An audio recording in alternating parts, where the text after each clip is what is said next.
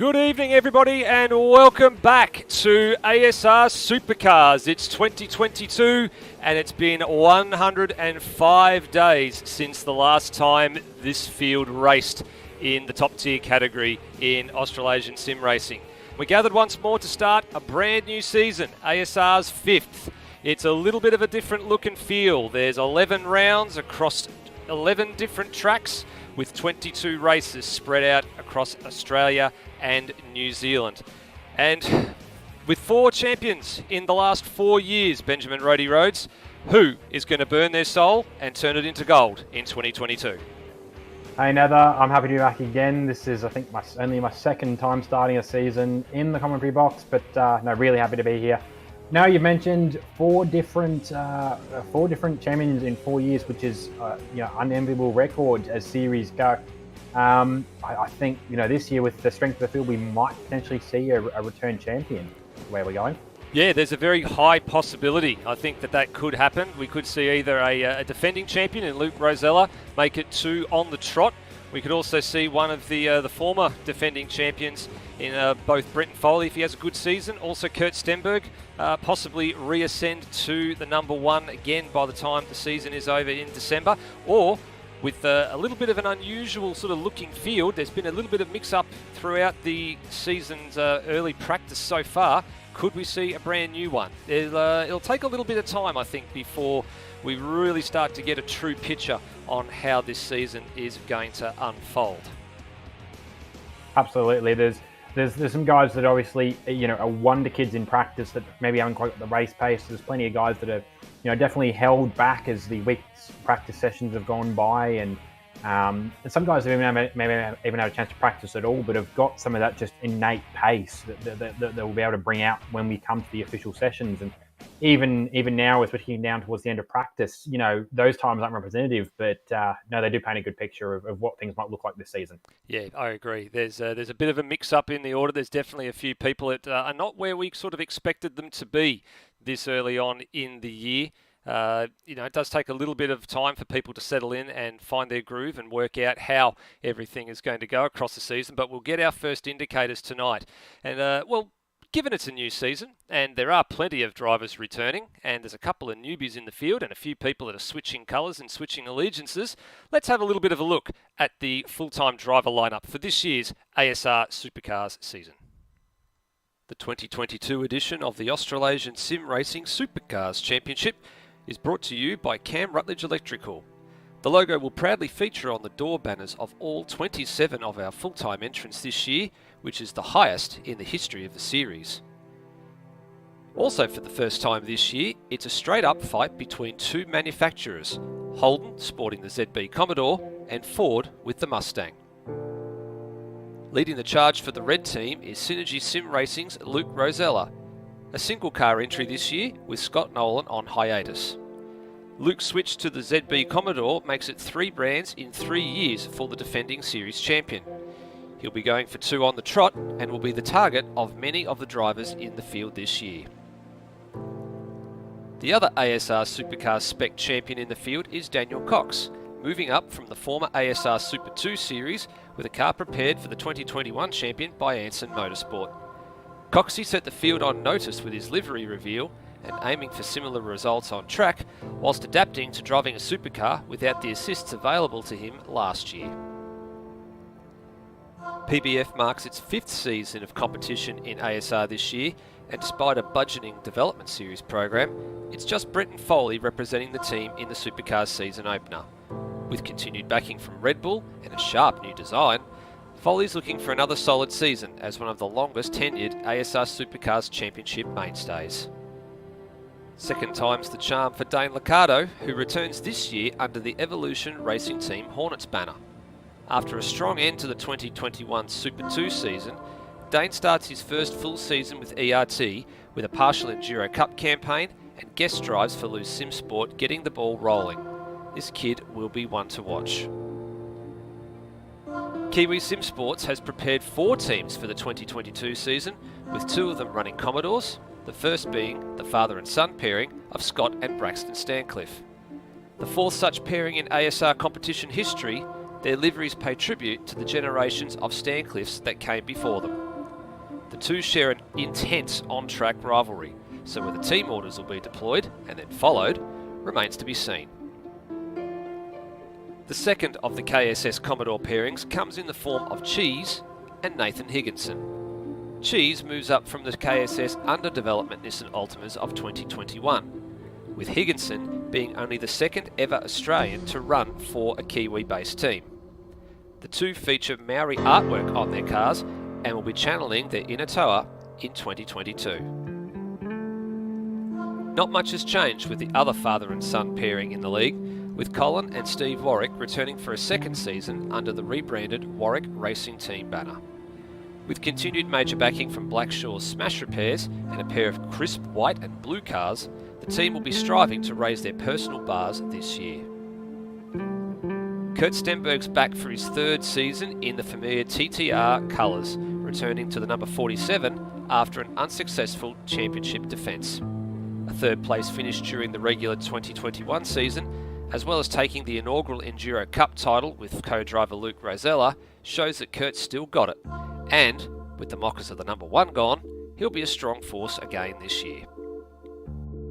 2022 sees Loose Sim Sport, the joint homologation team for the Ford Mustang, all but disappear from the grid. In its place comes Pixel Sim Sports, a joint collaboration between LSS and former PBF and Far Canal Racing employees.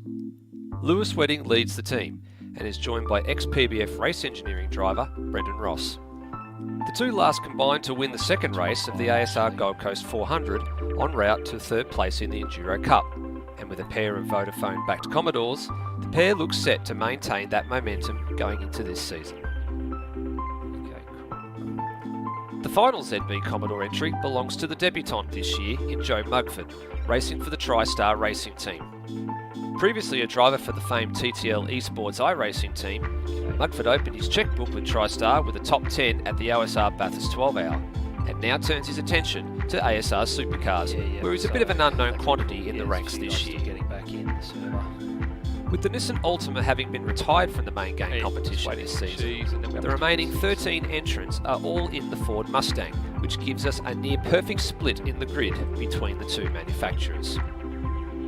Leading the charge for the Blue Oval is the Mustang Homologation Squad All-Australian Racers, or AAR. It's all changed for the team, with Lachlan Burke moving up from the satellite Hype Sim Sports team. He's joined by veteran Hans Brunswick, making his full-time racing debut after a mixed commentary and racing approach last year aboard the PBF Roadies Photos Racing Commodore. Burke and Brunswick combined to finish second overall in the Enduro Cup, coming in as the underdogs, and despite Burke's real-life karting commitments, they are definitely a force to be reckoned with this season. With Hype Sim Sports folding into AAR, customer support is now offered to the Team Masterfoods entry, piloted by another debutant this year, Corey McFarlane. He comes with a strong history of pace, winning the ASC Super 2 title in 2021, as well as podiuming at the Bathurst 1000 with co-driver Kurt Stenberg, and the number 094 Mustang will be on the money this year. The bulk of the Mustangs in the field are shared between just two teams. In contrast to his 2021 teammate, Tim Redmond is leading the KSS Ford effort aboard the bright yellow Pack and Save machine. Joining him in the Team Tanifa division is NZ Snipes, in the equally bright pink Donut King car. These two will be carrying pace, but they'll be easy to spot wherever they are. The other two KSS Mustangs belong to the Infinity and Beyond division. Peter Thrower and Freakish move up from their respective Ultimate-based development squads of the previous season, and will be leveraging strong individual results and a strong Enduro Cup pairing to take things into another dimension in 2022. Finally, in the most notable defection of the off-season, long-time factory Holden squad CRE Race Engineering makes the switch to an all-Mustang lineup in 2022.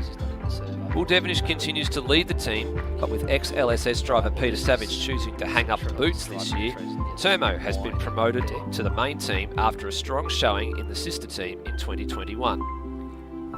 Termo's place within CRE Motorsport has been filled by Steve Burko, the second LSS hire for the team in 2 years. Burko is the only driver familiar with the Mustang, having run it in the previous season. Alongside him is the ever-present Cam Rutledge, who is coming off the back of a strong improvement in 2021 and now looks to carry that momentum forward in 2022. And last, but certainly not least, CRE is providing engineering support to a pair of new Mustangs run by Luke McHugh Racing. Ben Hall leads the team, with eponymous team owner Lachlan Locke in the second car. These two have collaborated for a while now, with Enduro Cup and 2022 Development Series efforts under their belt, and they're already well positioned to improve under the tutelage of the CRE race engineering community. And that's it. That's the field of 27 cars for this year's Supercars Championship, and it's time to go back to Central Commentary.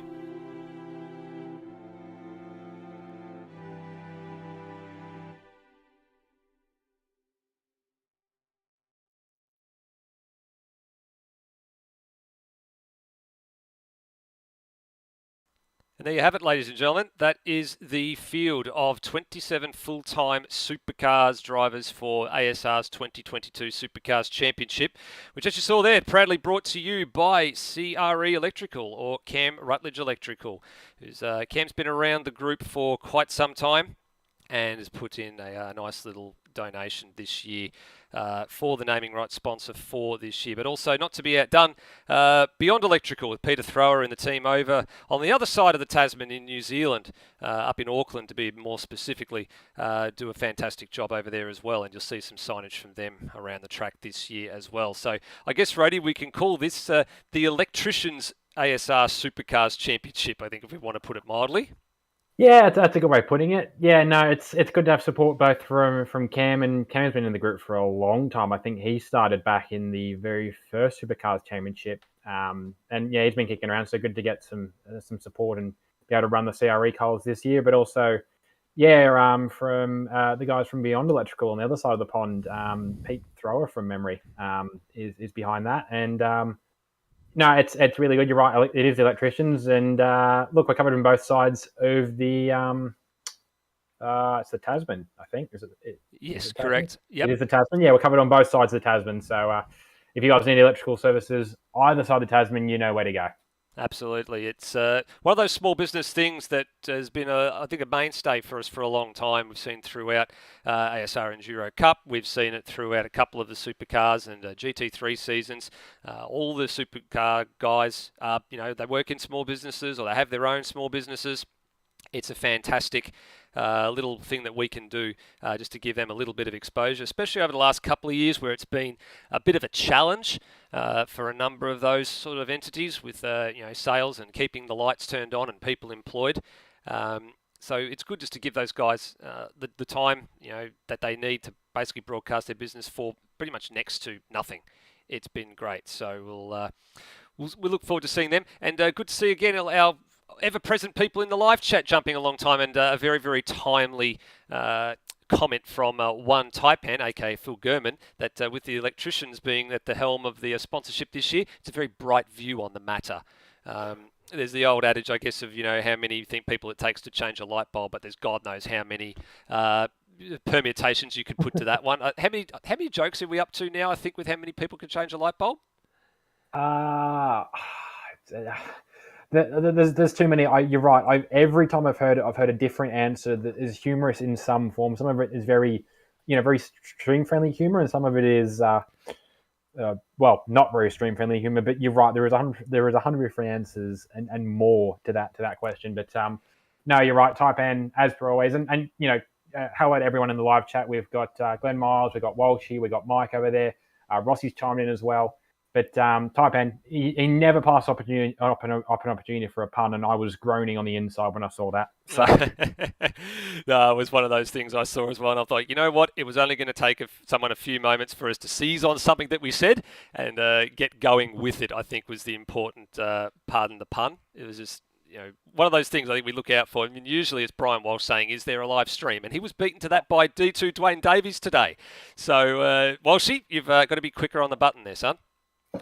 You do, yeah. You're good to see. We should see Dwayne in the chat at some point as well. But no, good to see both, obviously, some of the new guys within ASR and Dwayne, who we haven't seen on track for, I think, 2 or 3 years at this point. Obviously, still kicking around in the chat. But speaking of on track, we've just kicked into qualifying. We have indeed, and we're not too far away from seeing everybody take to the circuit, as qualifying only to 10 minutes. So there'll be an interesting strategy call, I think, as to how qualifying unfolds, because there's only 10 minutes.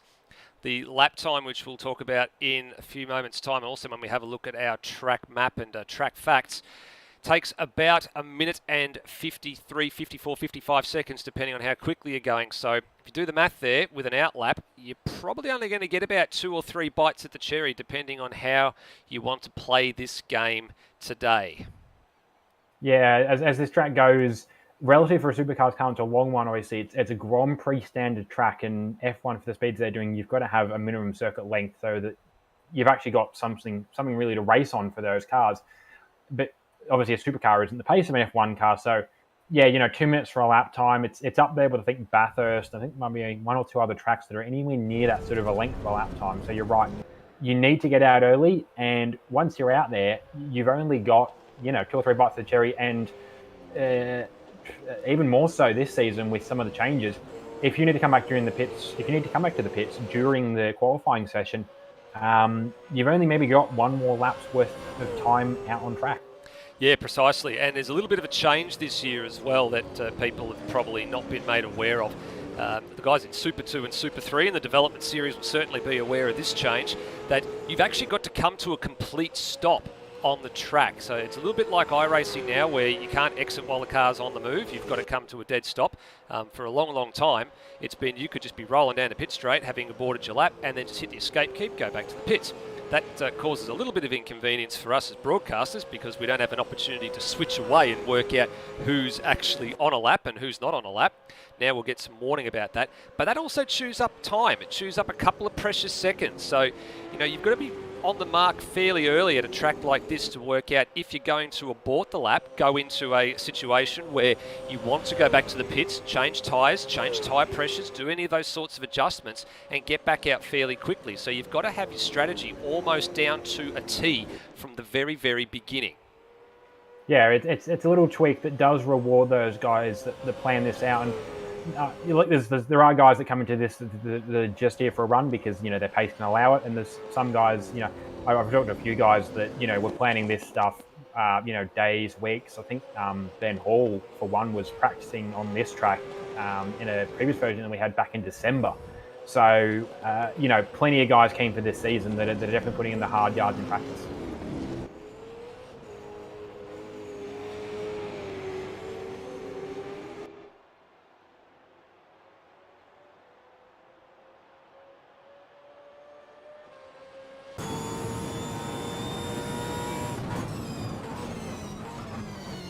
Alrighty, so down through turn 1 and turn 2, you want to get brakes from my experience just after the bridge, and he's done a pretty good job there.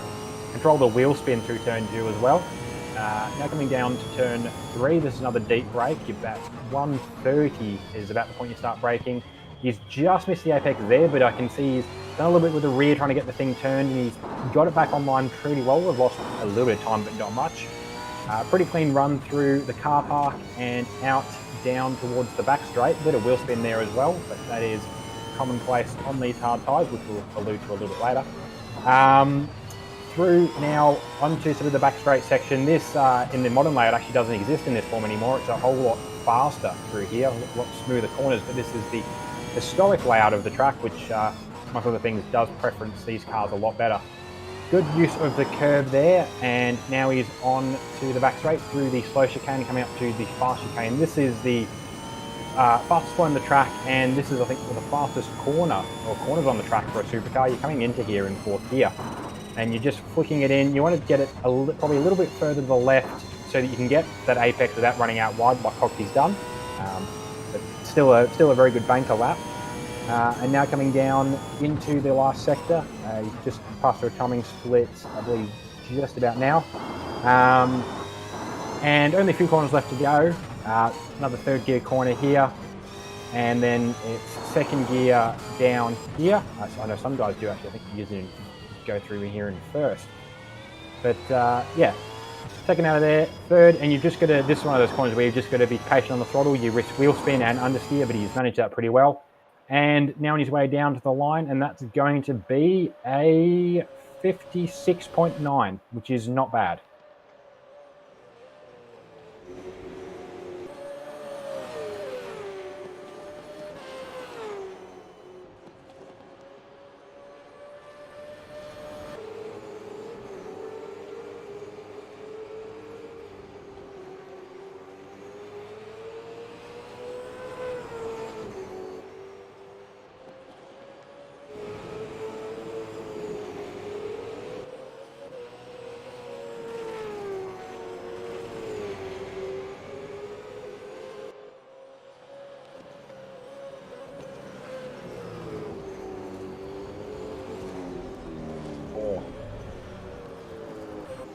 Yeah, he did a good job catching that. As I mentioned, he's been practicing since December, and you spend 4 months on the track. It's going to accrue some good pace. He has now been usurped.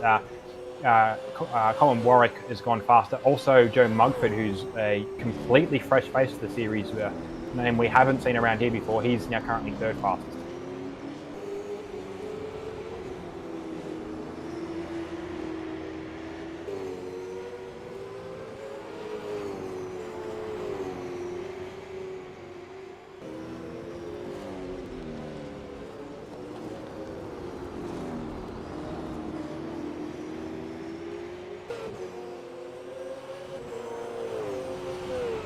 Yeah, it's actually good to see that somebody's told me my thing actually became muted. I don't know what's going on there. Something's actually putting my my thing together, but it's a bit strange. I'll have to keep an eye on that one. Wondering if there's another little drama going on in the background. Thanks for picking up on that one for Pete Savage. Yeah, Joe Mugford is the debutant this year, and along with Daniel Cox, the only two of them in the Commodore. Yeah. And it's good to see some fresh faces in the series. The focus has sort of been, much in the last few years, sort of promoting up, and as you'll see, there's a couple of names in the grid that you either haven't seen in a full-time seat here, or, generally, yeah, they haven't seen a full-time seat, or that you have seen before. But there are a couple of drivers who have come up from the Dev Series last year that are sort of been either have chosen to stick to just Supercars, or have been promoted to Supercars to the point where they can only run it. Of that list, obviously, championship winner last year, Daniel Cox. He was more of a point of he can only commit to one Friday of the two, but at the same time, his pace was sufficient last year that promotion made sense. Chermo, not a name you'd think of, but he was running Dev Series last year. He's chosen to focus on Supercars this year with obviously his seat in the main CR18. And then there's also Braxton Stancliffe, Dane Liccardo, and we aren't seeing him here tonight. He's out karting, but Lachlan Burke have also been promoted up to the Supercars series due to their pace last year. They have indeed. There's Braxton Stancliffe we were just talking about. He's just aborted that lap, gone on at the turn 6, end of sector 1. He's currently up in 6th place at the moment, going back to the lane, and if he gets around in a hurry, he'll get out for one more lap. Basically, if you're not leaving the lane right now, you're not going to get another lap in before the session expires. Now, there are 23 drivers in the server at the moment. There are a couple who bailed, either through accidental bailing out, or being booted by the game, or something or another. There will be another 2 or 3 drivers yet to come back in. So I think there's Steve Warwick, Cam Rutledge. They're going to start rear of grid. And the only other person I haven't seen hasn't set a time yet, Brendan Ross and Lewis Wedding. They're the only two yet to set times. They are out there on the track at the moment, so we'll keep an eye out for them. Let's see if we can picture them up. So Brendan Ross is on an out lap. Lewis Wedding coming to the start-finish line now. Oop, as Rhodey's having a little bit of a drama there with some interference, I think. There's something going on there. And he might have to go and have a little bit of a restart, I think, and get that mic sorted out. You still with me, Rhodey? Yeah, I'm still good. I'm not sure what you're picking up there, actually, because I wasn't having anything at my end, unless it was just my keyboard. Might have been something unusual going on there in your household. We get to see a lap time from Lewis Wedding about to be commenced. He's actually got Nathan Higginson behind him. And this is something that I think was a bit unusual when it came out, that Lewis Wedding and Brendan Ross have formed a team this year. And well, from Lewis's point of view, the 888 number on the car, which I'm not sure if he refers to the 888 for Craig Lowndes being the GOAT, or Jamie Whincup being the GOAT, aka he's a closeted Red Bull Racing Holden fanboy if you're not akin to his movements and his views on everything supercars and Formula One and everything. So using the GOAT's number, he'd actually want to put in a GOAT-like performance, I think. Yeah, this is, as we alluded to in the driver introduction, this is sort of formed off of something they were working on in the back half of last season. They ran together for the ASR Enduro Cup and then actually paired together as well for the ASC Bathurst 1000. They did all right from memory there as well. But no, just it's a bit more of a casual approach for the pair of them.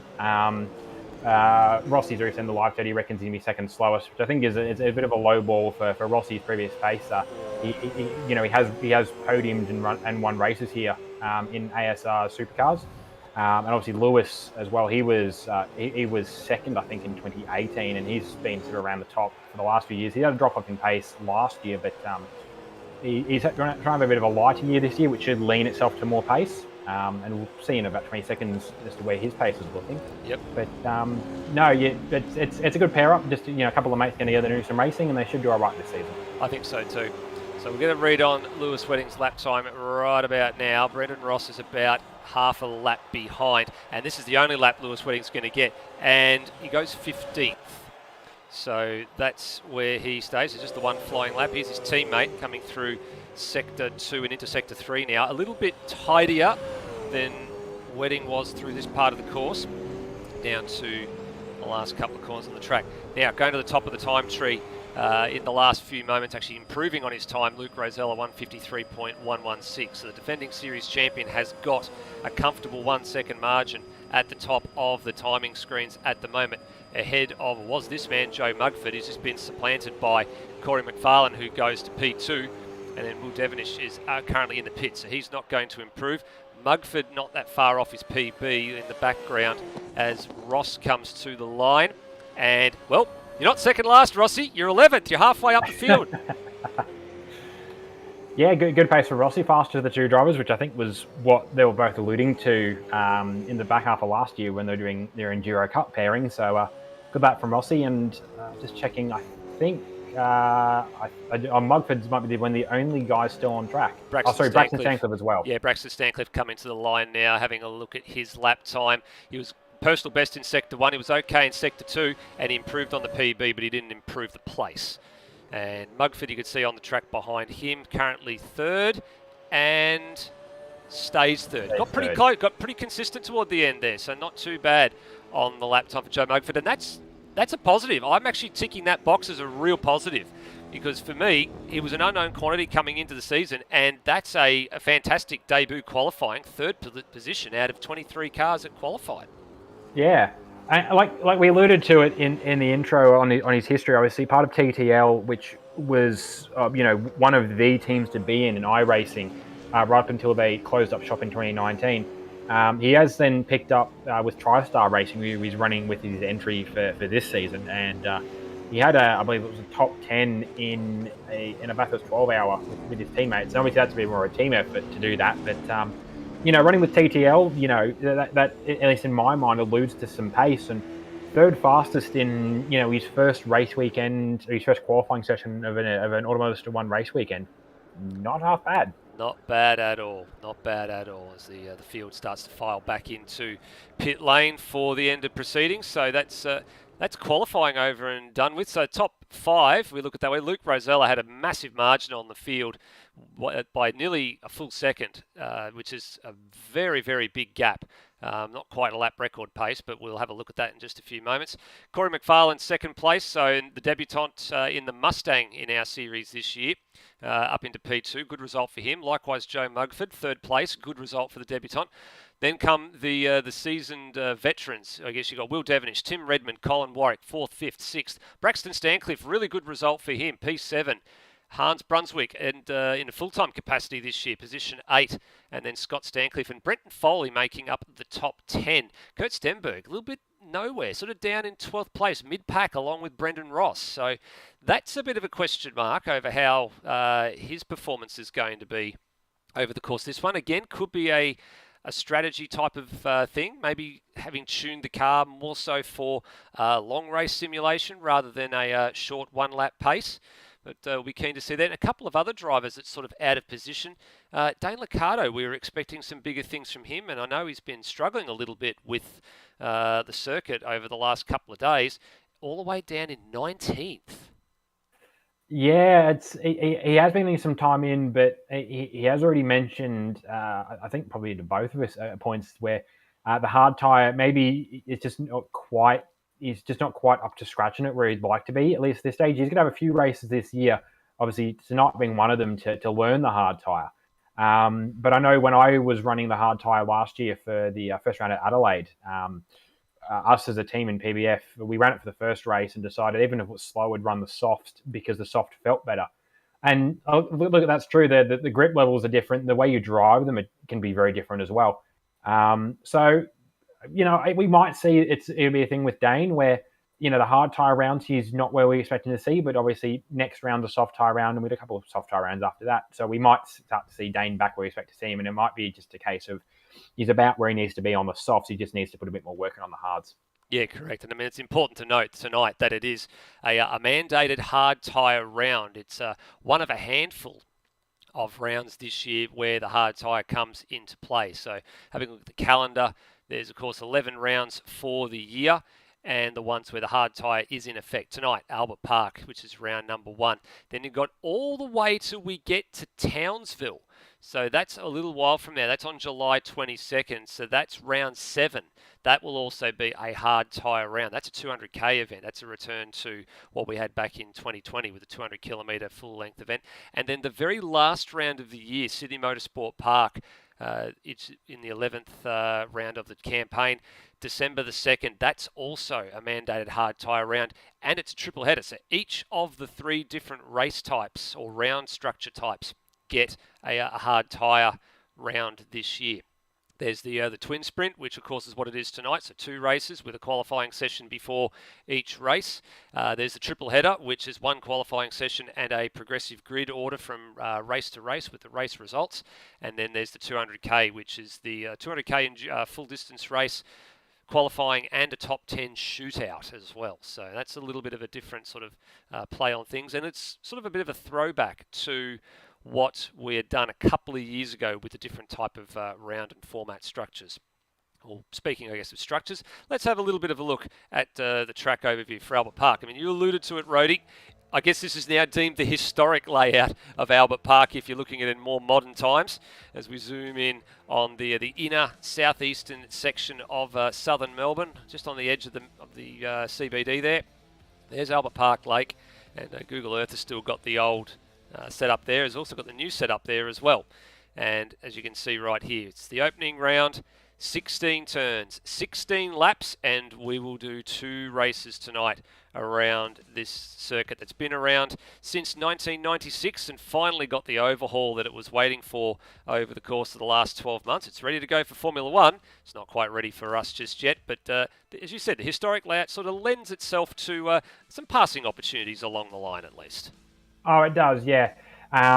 The revisions made for F1 will. I don't think it's unfair to say that they will suit F1 better, even if it's only to some degree. But the changes being made basically eliminates turn 6 in the way we see it, turn 6, 7. Definitely cuts out turn 9, 10. That basically follows the road network that goes through here, which sort of at the breaking point of turn 9 turns right. You'll see it on the track. It turns right and flows straight onto turn 10. And then 11, 12, I think, smooth out a little bit as well. And 13 is also a little bit more rounded and a little bit quicker. For an F1 car, it'll be a lot better. For a supercar, those are still your passing opportunities around there is through those sections.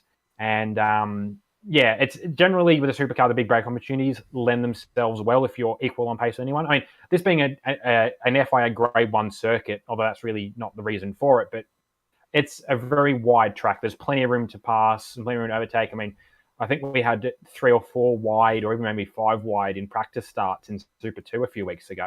Obviously not advised because you have to all then funnel down for turn 1. But you can get a pass on if you're quicker than the guy you're racing at nearly every corner here, or at least get the nose up the inside and get a bit of battling on. But the easy spots to pass down at turn 3, I think it's down at turn 9 and then turn 13. All the big braking corners, they all happen to be 90-degree right-handers as well, which Yeah. is just a coincidence. Yeah, just a bit of a coincidence, I guess. I think a few people might throw turn 1 into that equation as well, but I mean, we've seen from the development series racing a couple of nights ago, back actually it was a week ago now, that it doesn't always make for good trying to pass into that part of the course. You've really got to be alongside rather early to make that work. But it tends to be a little bit more chaotic there. I mean, you've only got to look back to the years of Formula One to see, I think it was Martin Brundle going A over T, and I think it was Schumacher going over the top of another car going into that part of the course as well. It does tend to be a difficult spot to make an overtaking move at the beginning of a race. It's probably not something you want to try and do. You just want to settle back in and you want to keep going until you get a better opportunity, until you get the car underneath you. That you need to actually make that move stick, but you don't want to sort of try it too early on lap 1 and then find that it doesn't work. I had somebody, I was talking to a few of the drivers coming into the session, and I can't remember who it was specifically, but somebody mentioned that this is more of a sort of a driver's track than, I suppose, like a racing circuit. And I can see that to an element. It's a really good circuit to hot lap around. I think it does lean to the racing a little more than it suggests. There's not a lot of, as we mentioned, there's only sort of 3 or 4 really obvious passing zones, but there's plenty of room on this track that if the two of you can tango, there's plenty of room to do so. No, it's the first lap, and we saw this last week with the Dev series as well. It's the first lap, well, with any track, but this one, especially tonight, you really want to use that as a chance to get your own space and obviously get the car heated up, get the tires and the brakes where you need them to be, and sort of get yourself acclimatized to where you are on track and whatnot before you then start trying to make moves up the track, or even moves to defend your position where it currently sits on track, because you've got plenty of room to work with. But that said, there are some pinch points, and if you get a bit ambitious at a pinch point, it can all go very wrong. Yeah, spot on.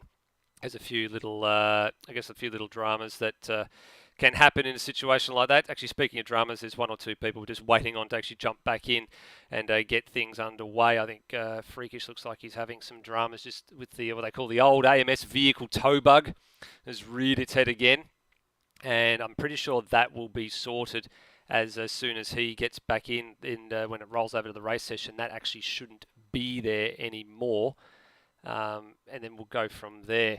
But looks like he's in now, which is important. And everybody will get themselves ready to go in this one. Brody, I'm rather looking forward to this. It's been a long time, I guess, for me. Better part of 3.5 months since we went Supercars racing in ASR, and it's been a hard sort of thing to swallow. A lot of people have been saying, "When's it going to happen? When's it going to happen? When's it going to happen?" Well, the moment's finally arrived. It's going to happen.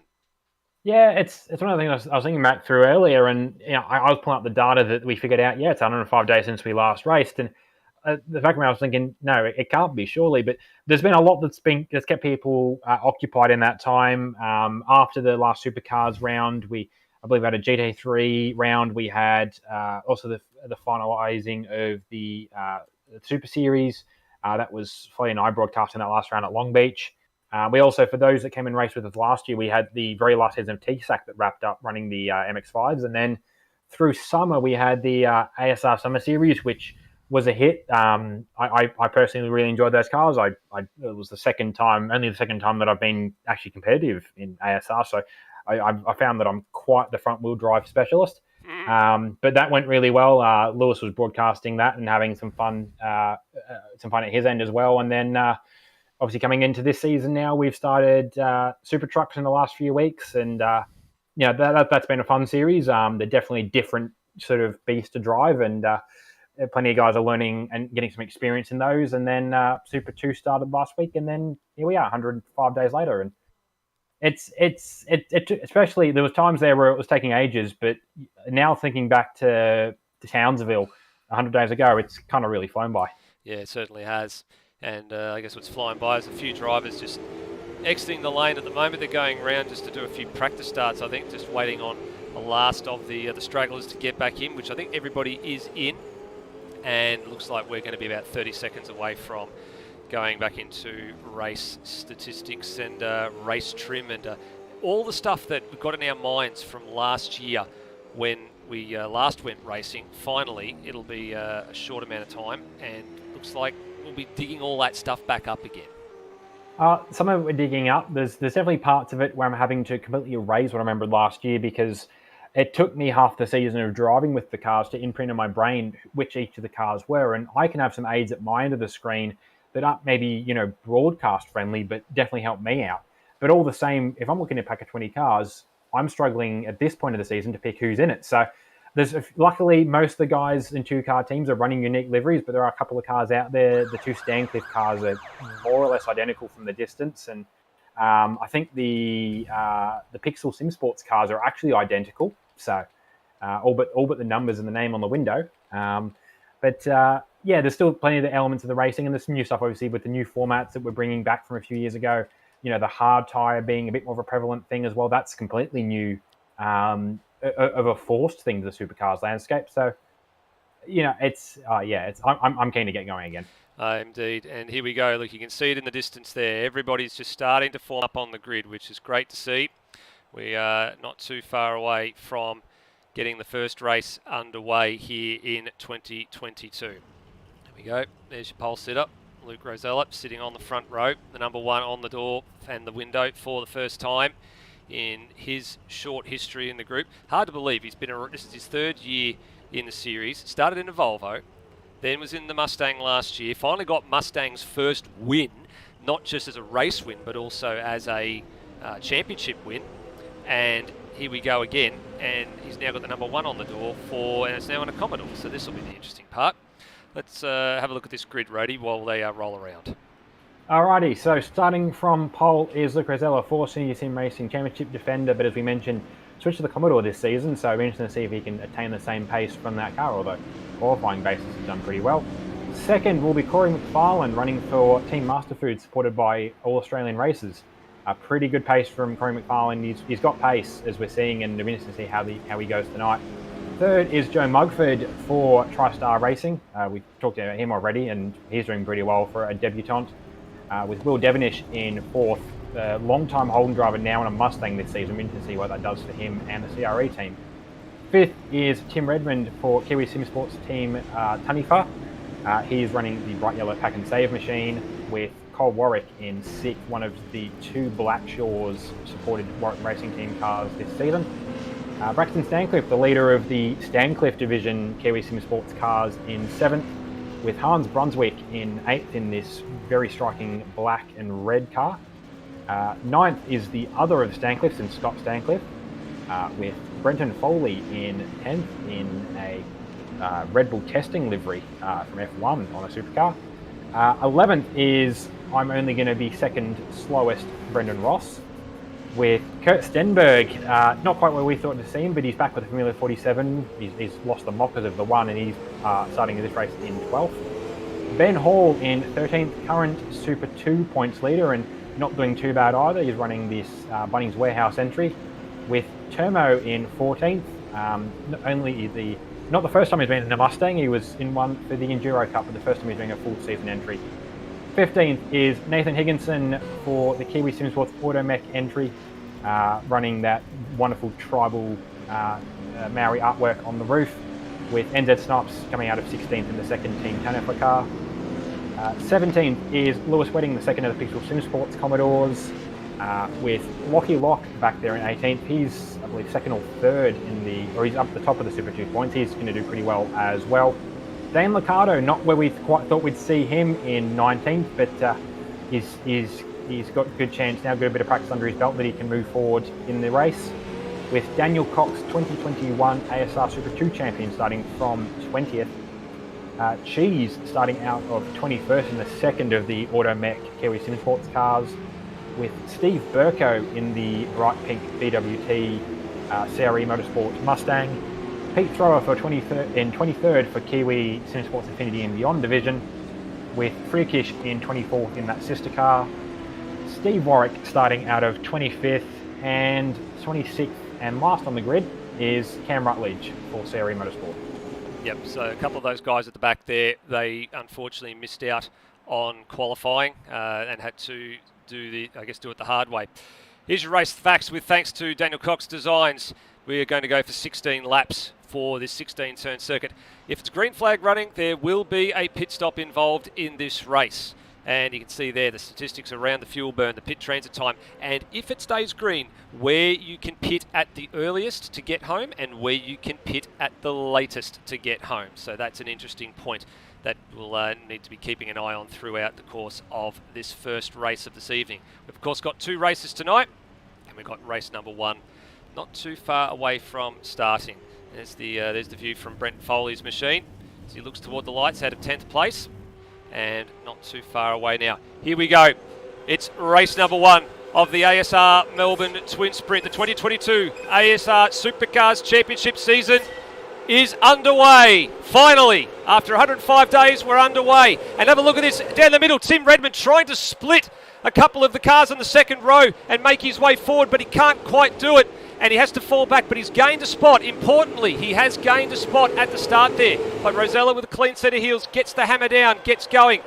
Looks like Joe Mugford's had a bit of a poor start. He's been gazumped by Will Devonish as McFarlane pulls to the inside. Has a look at turn 3, but I think that's probably more a defensive hold than it is a look at Rosella. Yeah, McFarlane's got a few busy bees behind him. He's always got Tim Redmond and Will Devonish. A bit of contact there between the two of those. Joe Mugford, not to lean into Taipan's puns, but he got mugged off that start. He lost 2 spots, really, I think 3 spots. And he's now back in the train, but he's getting up to speed. And in general, it was a very clean start. I expected to see a bit of chaos at turn 1, but we got through that pretty cleanly. Indeed. Oh, a little bit of chaos there, a little hip and shoulder now. Brenton Foley just sort of just moved off the road there. I couldn't quite see who that was, if it was Braxton or if it was Scott Stancliffe, but he was up the inside there and just carried a bit of speed down to turn 6. And that's pushed Foley all the way down to 18th. He's now fighting here with Daniel Cox and Lewis Wedding tucked in there as well. As it's action stations everywhere at the moment. Nobody, look at the grid ahead of them. It's like 2 by 2 by 2 wide. Here they all come down to turn number 11 and 12. And hang on, boys, hang on for dear life, because look at them all. They're all going side by side. There's door handle banging and everything. This is like a bumper car race early on. Everybody's looking and jockeying for that position. There's a bit of a cluster happening right now up behind Termo and Ben Hall. Dane was trying to get a pass on there, and he was nearly 3 wide through those last couple of corners, and that really wasn't going to work. Yellow flag in this section as well. Hans Brunswick, he's buried in the gravel trap. Oh no, so that's for Hans. That's a bit of a disaster for him, and there he is. We can't even see him. He's gone straight on. Where is he? There he is. He's now trying to pick him up. Get him back onto track now. We'll actually go and have a look at this one on the Outworld Broadcasting replay, and we'll see if we can see what happened to Hans Brunswick. Did he get a bit of a serve down here, or was he a bit too late under brakes? No, that's a lock-up. That's a lock-up, and he made the fence too. Yeah, I think he might have got away without damage from that one, but that's definitely going to have hurt him. He's right off the back of the train. Oh, a bit more chaos at the front. Cole Warwick around at the exit of turn 1. I'm not sure if he got help there or not. Yeah, there's a bit of a kerfuffle going on a bit further in the midfield. Hans looks like he's coming in to replace to take some damage repair on here. So Billy for another stop. No, down to turn 3. Oh, that could have been a lot worse. There's still a lot of contact there. I saw Dane Liccardo and Lockie Locke both sideways into the braking zone, which normally spells disaster. Yep, and there's been a bit of hip and shouldering going on there. I think there was a bit of a serve. Braxton Stancliffe on the rear bumper of Termo as they went into turn 4 as well. So I don't think Termo will be too pleased with that one, but Jesus, everywhere we look at the moment, there's something going on.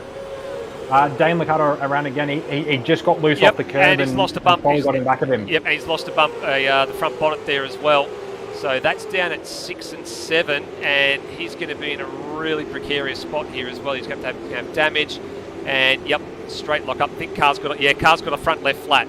Car's got a front left flat. He's going to have to stop to make this one, to make it back. Let's have a look and see what happened to him on the replay there, because did he actually get... I don't think he got help. I think he might have done this on his own.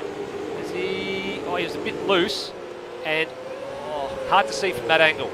Yeah, I was looking overhead. He got a bit of a wobble off the curb, and I think it was Foley.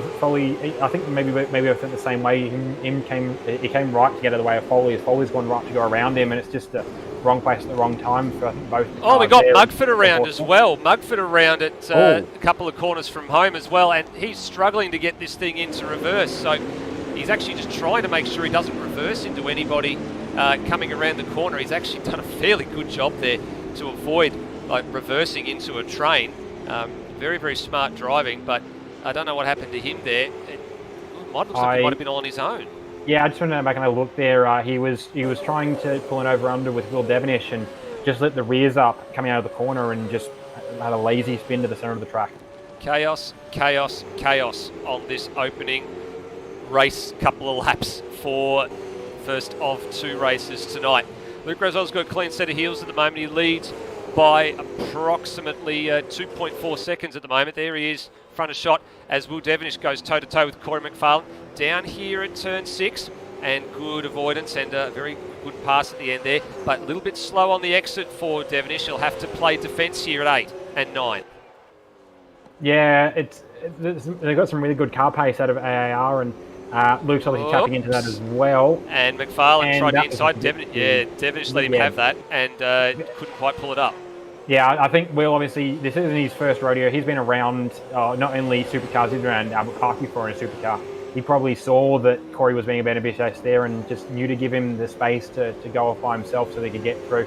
That's dropped Corey back a few spots. That now moves Braxton Stancliffe up to 3rd. Actually, Scott Stancliffe, sorry. Scott Stancliffe, I should say, up to 3rd there. So he's benefited from a clean set of racing, actually especially benefited from a lot of the argy-bargy that's gone on in the first couple of laps, and now assumes what he would like to be the lead position out of the Stancliffes. We did say they have a bit of an intense on-track rivalry, and now he's got, I guess, the high ground here. If they decide they want to come in and pit themselves together, he'll have first priority.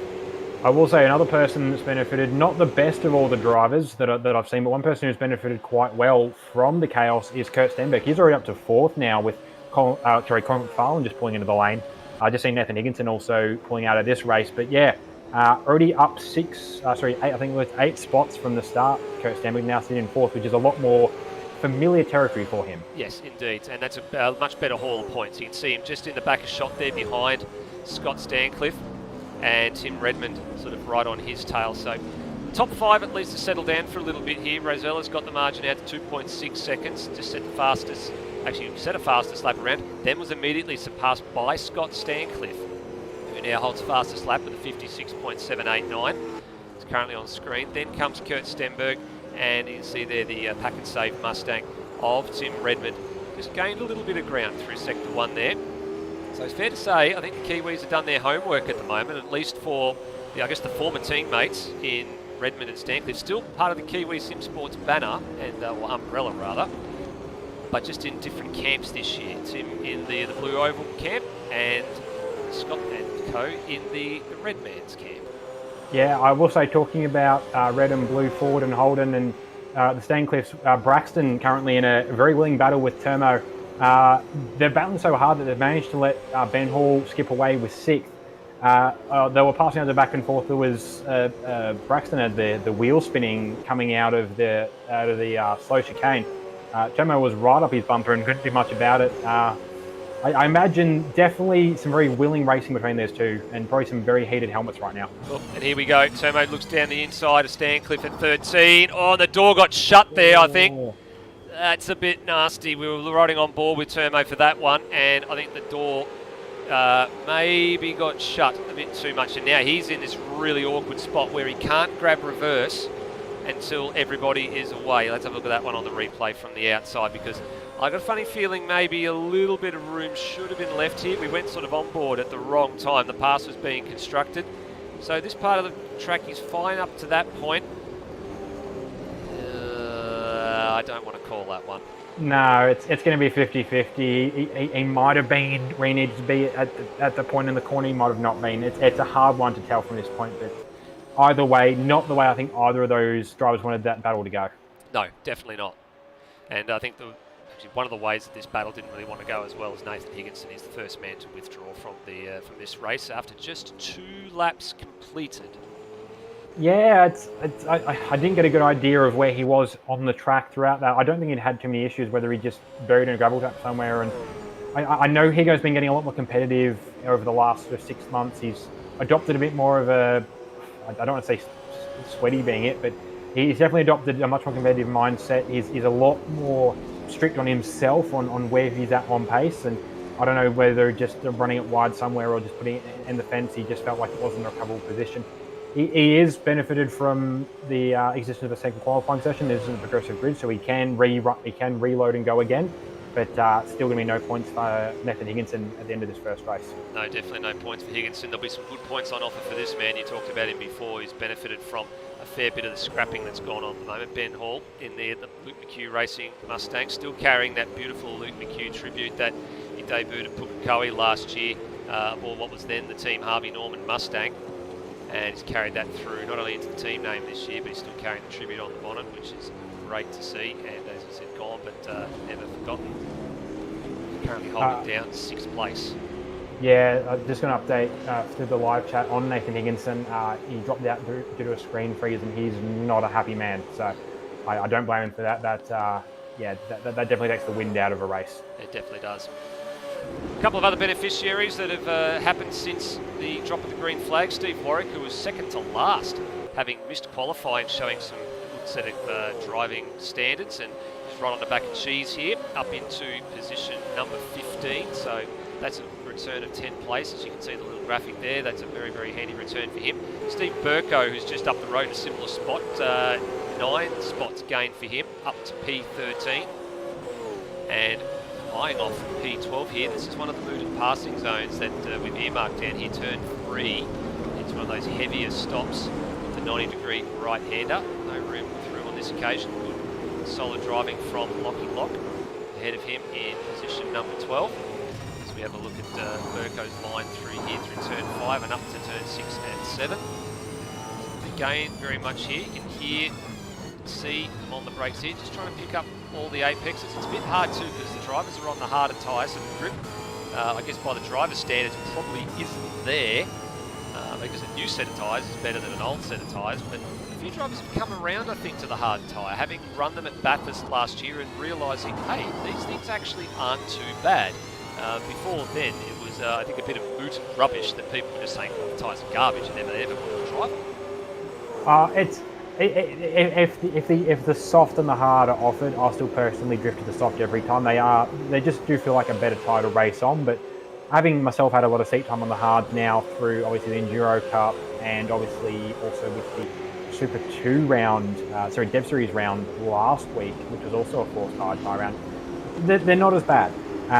They're definitely not undrivable, but they're still not quite as fun to drive on. They don't quite have quite the same raw pace and reactiveness as a soft tyre. That said, I do feel like the tyre life naturally is a little better. You've got a little bit more usable tyre in a hard tyre than you do in a soft tyre. Well, the door very open very, very quickly and then shut very quickly for Steve Warwick, but then it opened the door for Mugford, who just said, thank you very much, I'll take advantage of that little mistake, and just slotted through in the final corner. Geez, that was a nice little bit of driving. That was, yeah. I saw it in the background and was a bit confused as to what was happening there. But no, that worked out pretty well for Joe and the NT to pass on, and he's already starting to pull away from Steve, and he is now coming up under the back of Cheese. Yep, here we go. Here is that on the replay as well. So Cheese went deep, and then that forced Warwick to check up, and then Mugford just went right around the outside of 15 and said, there's just enough space for me there, thank you very much. And yeah, almost zero contact in that one. That's a classy move.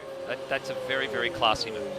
Oh, it is. And between, obviously we haven't seen much of Joe's racing, but we've seen plenty of Steve Warwick's racing, and he's one of those guys that you really want to be able to race around because he's a really clean, respectful driver. So, you know, that worked out perfectly for Joe, and much the way Steve would have wanted that to go as well. So I'm wondering what's happened to Colin Warwick here as well, because he's actually behind Steve Warwick in the running order, so I'm wondering whether he's been an unfortunate victim of a bit of the door banging that's been going on over the course of the opening couple of laps, but it seems to have settled down now. And he's now fallen down into what is currently 17th place. That's definitely not where he's used to seeing. There's a big train forming here. So Brendan Ross is here in 10th in the last spot inside the top 10. And then behind him comes his teammate, Lewis Wedding. And have a look at this train starting to form. So you've got Lewis Wedding, Lockie Lock.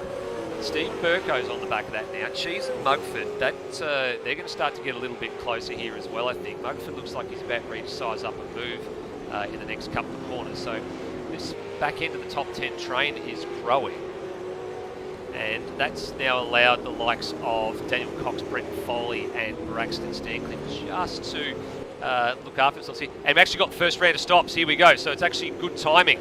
So Braxton Stancliffe and Brenton Foley in, and These, I'd say, these will definitely be scheduled stops. So the pit stop window opened at lap 5 if you wanted to get your stop done. So over the course of the next 5 or so laps, if the green flag stays out, I'm going to be expecting to see more activity in pit lane than just what's going on here right now.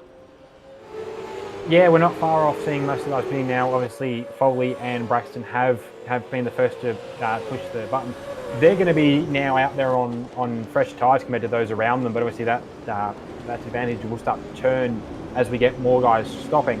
They're going to drop out at the back of the train. I think they're going to just be passed by Freakish, and they're going to drop in 20th and 21st. Change for the lead. Sorry to cut you off, Freddie. Change for the lead. Luke Rosella has lost the lead of this race. I was keeping an eye on the times. It was down to 0.6 of a second, and by the time I finally picked them up, the Will Devonish in the CRE Mustang has gone past. So he'd been setting a string of fairly good laps as well. He'd actually gotten up to a 56.3 for the fastest lap, and he was a couple of tenths of a second quicker each lap than Luke Rosella. He was bringing the gap down, and just looking to see where the deficit was on that last occasion.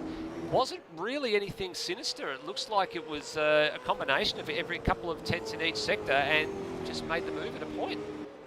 I mean, it might come down to a simple point of Luke obviously pushing very hard at the start. We saw the pace he's capable of in qualifying, whether he was trying to do similarly paced laps in the start of this race just to build a gap, versus Will, who, has probably been a bit more conservative with his tyre up until this point and has given himself a bit more back end now.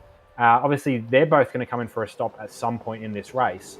And it'll be interesting to see when that happens, whether, we've seen the pace that Luke's capable of, and it's been, I think it was nearly a second quicker than everyone else in qualifying. So does that mean it's going to swing out the other way with them both being offered fresh tyres and Luke's raw pace coming through, or is this something that Will's been holding over the rest of the field and, not really shown till now? Not sure. Scott Stancliffe in, Daniel Cox in, Joe Mugford in. Looks like that's Peter Thrower coming in as well. So they're all slowly starting to trickle into the lane here and trickle out. So if you get your pit stop right, you lose 42 seconds from coming in, slowing down, doing your pit stop, speeding back up. That puts Scott Stancliffe out into what is 14th place, just behind Corey McFarlane.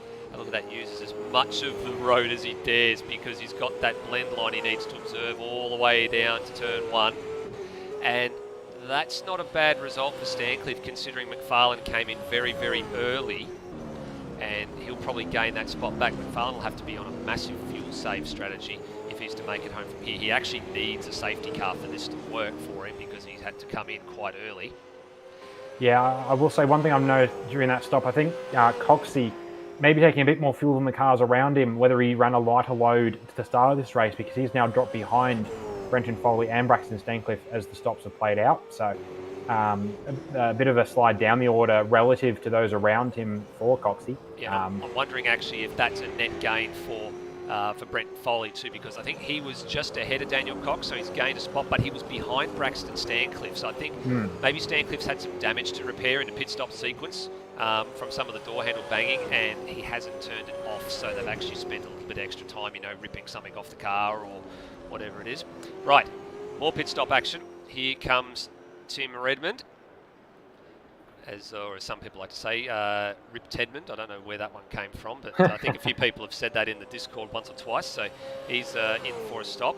And the leaders are still gone through here. So Devonish and Rosella have continued to press on.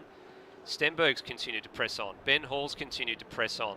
The teammates, here they come. The Pixel Sim Sports team, Wedding and Ross. Actually, Ross in front of Wedding, I should say. They're now going down the lane. So too are the two Blackshaws cars, just as Redmond and co are exiting. Burko looks like he's in, so too Lockie Lock. So it's not a huge flurry of activity. I think a few people are just trying to see where this plays out with the safety car and co. Redmond's actually come out ahead of Corey McFarlane, has he? No, not quite. But ahead of Scott Stancliffe. Yeah, so guys like Foley obviously picking up a lot of spots through here. Foley fastest lap actually, which is showing what the fresh tyre. That's showing what the fresh tyre is. It's a lighter car with less fuel in it. So And the clean air. That's showing how important it is now at this point to try and get yourself onto that fresh tyre. And the clean air that goes along with it as well. And the clean air, of course. So he's currently down in 12th place overall. And yeah, you can see he's got nobody around. He's got Braxton Stancliffe behind him. He's obviously cleared Daniel Cox, and he's on a tear right now. He can see that this tyre's making huge gains. Who's up the road from him? It's Scott Stancliffe and Tim Redmond. Now they've stopped. And they're coming through turn 8 now. Foley's only up to turn 6, so he's got a long way to go. He might actually get another spot if McFarlane does indeed need to stop again, though. Yeah, McFarlane's probably very much praying for a safety car. If not, he's looking for probably a second stop, honestly, at this point. He pitted well early. He comes a race outside leader. Of the window. And race leader now into the pits. Race leader into the pits. Rosella continues on, doing 57s. So 1 minute 57.1, which is a little bit slower than he would ideally like to do. But has he gone into a bit of a fuel save mode here, Roddy? Let's ride on board, and you can tell me, what do you reckon? Is there some lift and coast in this? Yes. Yeah, no, I'd say just looking at that run in turn 3, that car accelerated for a long time before he got on the brakes. Yeah, I'd say I saw a comment earlier from Scott Nolan in the live chat, obviously former teammate for Synergy Sim Racing, telling us he reckons Luke's pit crew are taking the night off. And, I had a grain of salt with that comment, having seen it, but having seen now what Luke's up to, yeah, I reckon he's looking at trying to no-stop this. Yeah, well, there's been some rumours floating up and down the paddock that a few people were even thinking about a two-stopper with tyres, but I think a few people were just pulling our leg with that one. We're definitely looking at it going, there's probably about 150 litres worth of fuel that you've got to use in this race. The cars only have a 112 litre tank, so you've got to find 38 litres of fuel from somewhere if you're going to try and no-stop this race. It'd be a brave man to do it, but it'll be interesting to see how he goes. But I don't think the 57s are slow enough to be able to do it. I think you've got to realistically be in the 58s to 59s if you want to make this no-stop happen, but I'm happy to be proven wrong. Looking at the lap times, he was actually quite, for most of the race, I think, or the early part of the race, he'd set the mark. He was actually into the 58s and the 57s as it all sort of wound down. He's been doing 57s fairly consistently, apart from the time where he let Will Devenish past, which was on about halfway through this stint that he's on so far, and that was a low 58. So, I don't know, his consistency is there. That's the important thing. The question will just be, is it going to work? Yeah, I mean, at this point, his reference point for where he needs to finish ahead of is Will Devenish, who's currently coming up to the back of the battle between Brendan Ross and Cole Warwick, and he's not going to give them much patience. He wants to get through here because they're going to be indirectly influencing the battle he's trying to have with Luke Rosella. Yeah, he is, and this is the important piece too, because Will's got to be very, very careful here, just trying to pick his way through. So Ross and Wedding have sidestepped the argument here. They know they don't need to do anything silly and go from here. Now, Cole Warwick's been out there for a while, but I think he hasn't stopped, I don't believe. But if Devenish is going to make any move here, he's got to make it fairly soon. But Warwick's going to play the defensive game here and just drive it down the left-hand side and over and under treatment.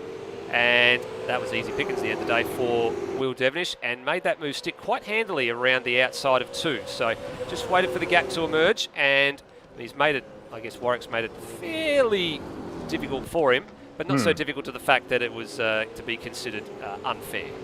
No, at the end of the day, in that pass, Will managed to position Colin exactly where he wanted him. Have him run down the inside turn 1, have him run deep, have him run across the AstroTurf, which gave him nearly the ideal racing line through that corner to then get the perfect exit and start to pull away, which he's already doing as it sits anyway. He's already made something like a second, nearly a 2-second gap as he's charging up to the field. His next car in front of him is Kurt Stenberg, 17 seconds up the road, and then Luke Rosella currently nearly 33 seconds up the road. Yep. So,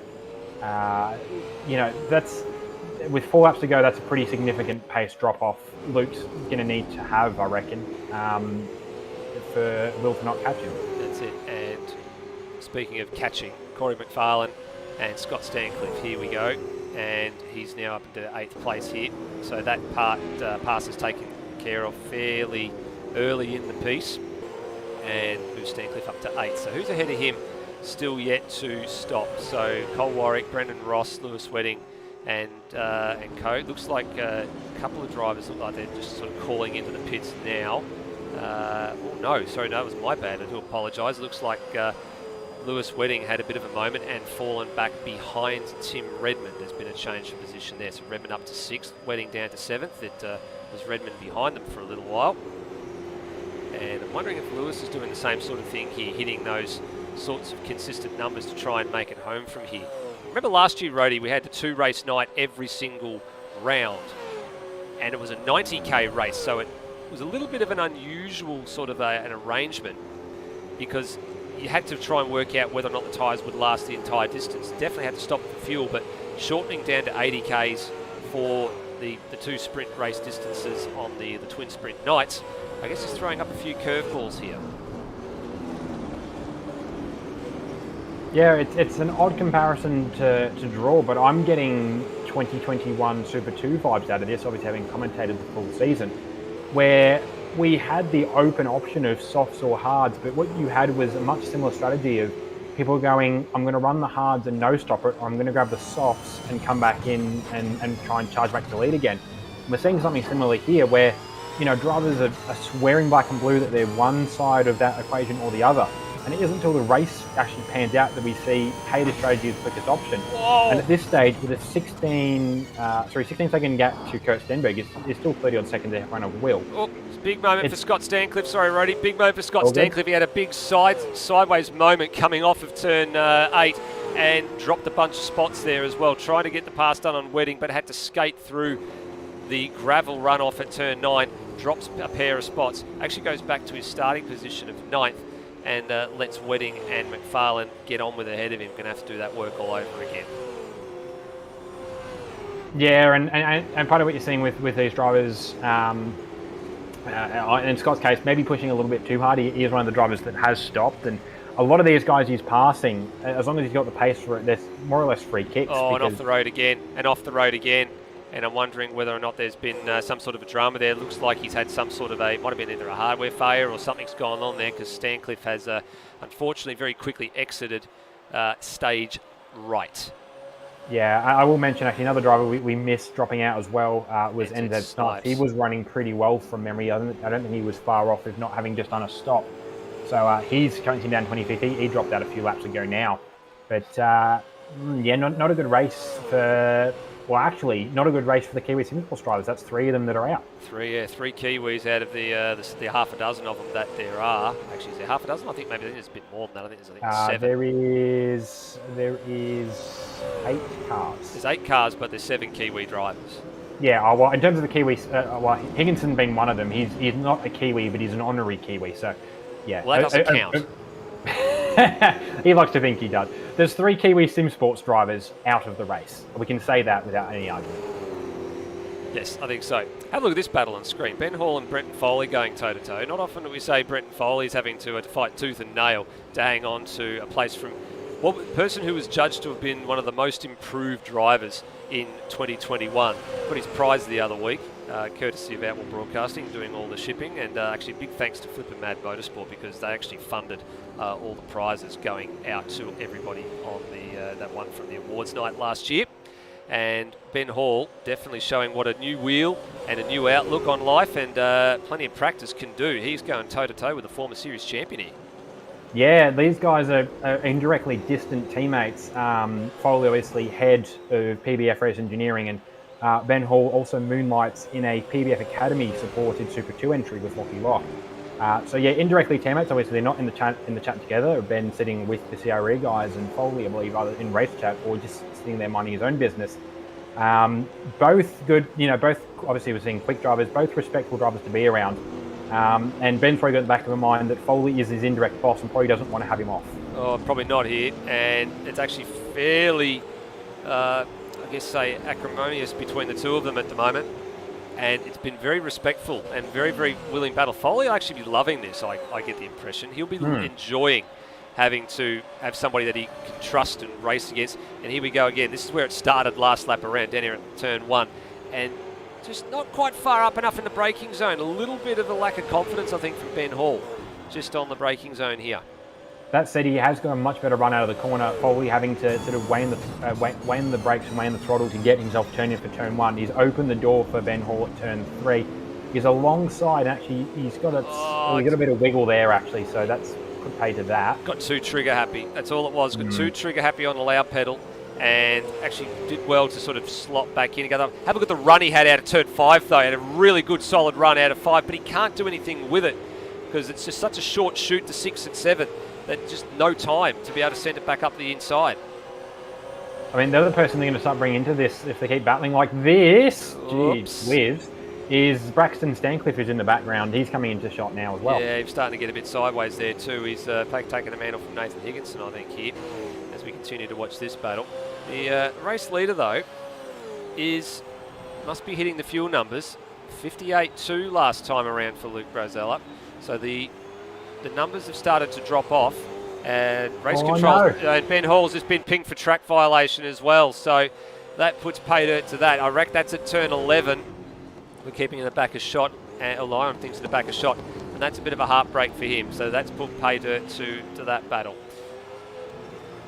And it's only just now the battle is no longer consequential. That Foley's locked the rears coming into the turn 13. Yeah, it hasn't lost the spot relatively with Ben having to pit, but he has now got a lot closer to Braxton Stancliffe. Yeah, that's right. And you can see now that Ben Hall's actually taken to the pit lane and gone to do it. Now, if I were Ben Hall, I would have kept going there because you're only going to get a 30-second post-race penalty for doing the pit thing. Now he's going to get probably about 38 travelling down or more travelling down the pit lane, as Stancliffe now fancies a move on Brenton Foley. And he's with a 2 was in the air, and he seems to do what Ben Hall couldn't do and get the pass done at turn 1. I think part of what happened there was he jumped straight across in front of Foley. Foley couldn't really do much outside of back the throttle off, but by the time he should have done that, there was already a car on his nose. That was just a bit unfortunate. That was a really ambitious move. I'll give Braxton credit for that. He launched over that curve and really just popped his car up in front of Foley. Foley couldn't do much about that. It was lucky in a sense that it was only a half spin for Foley.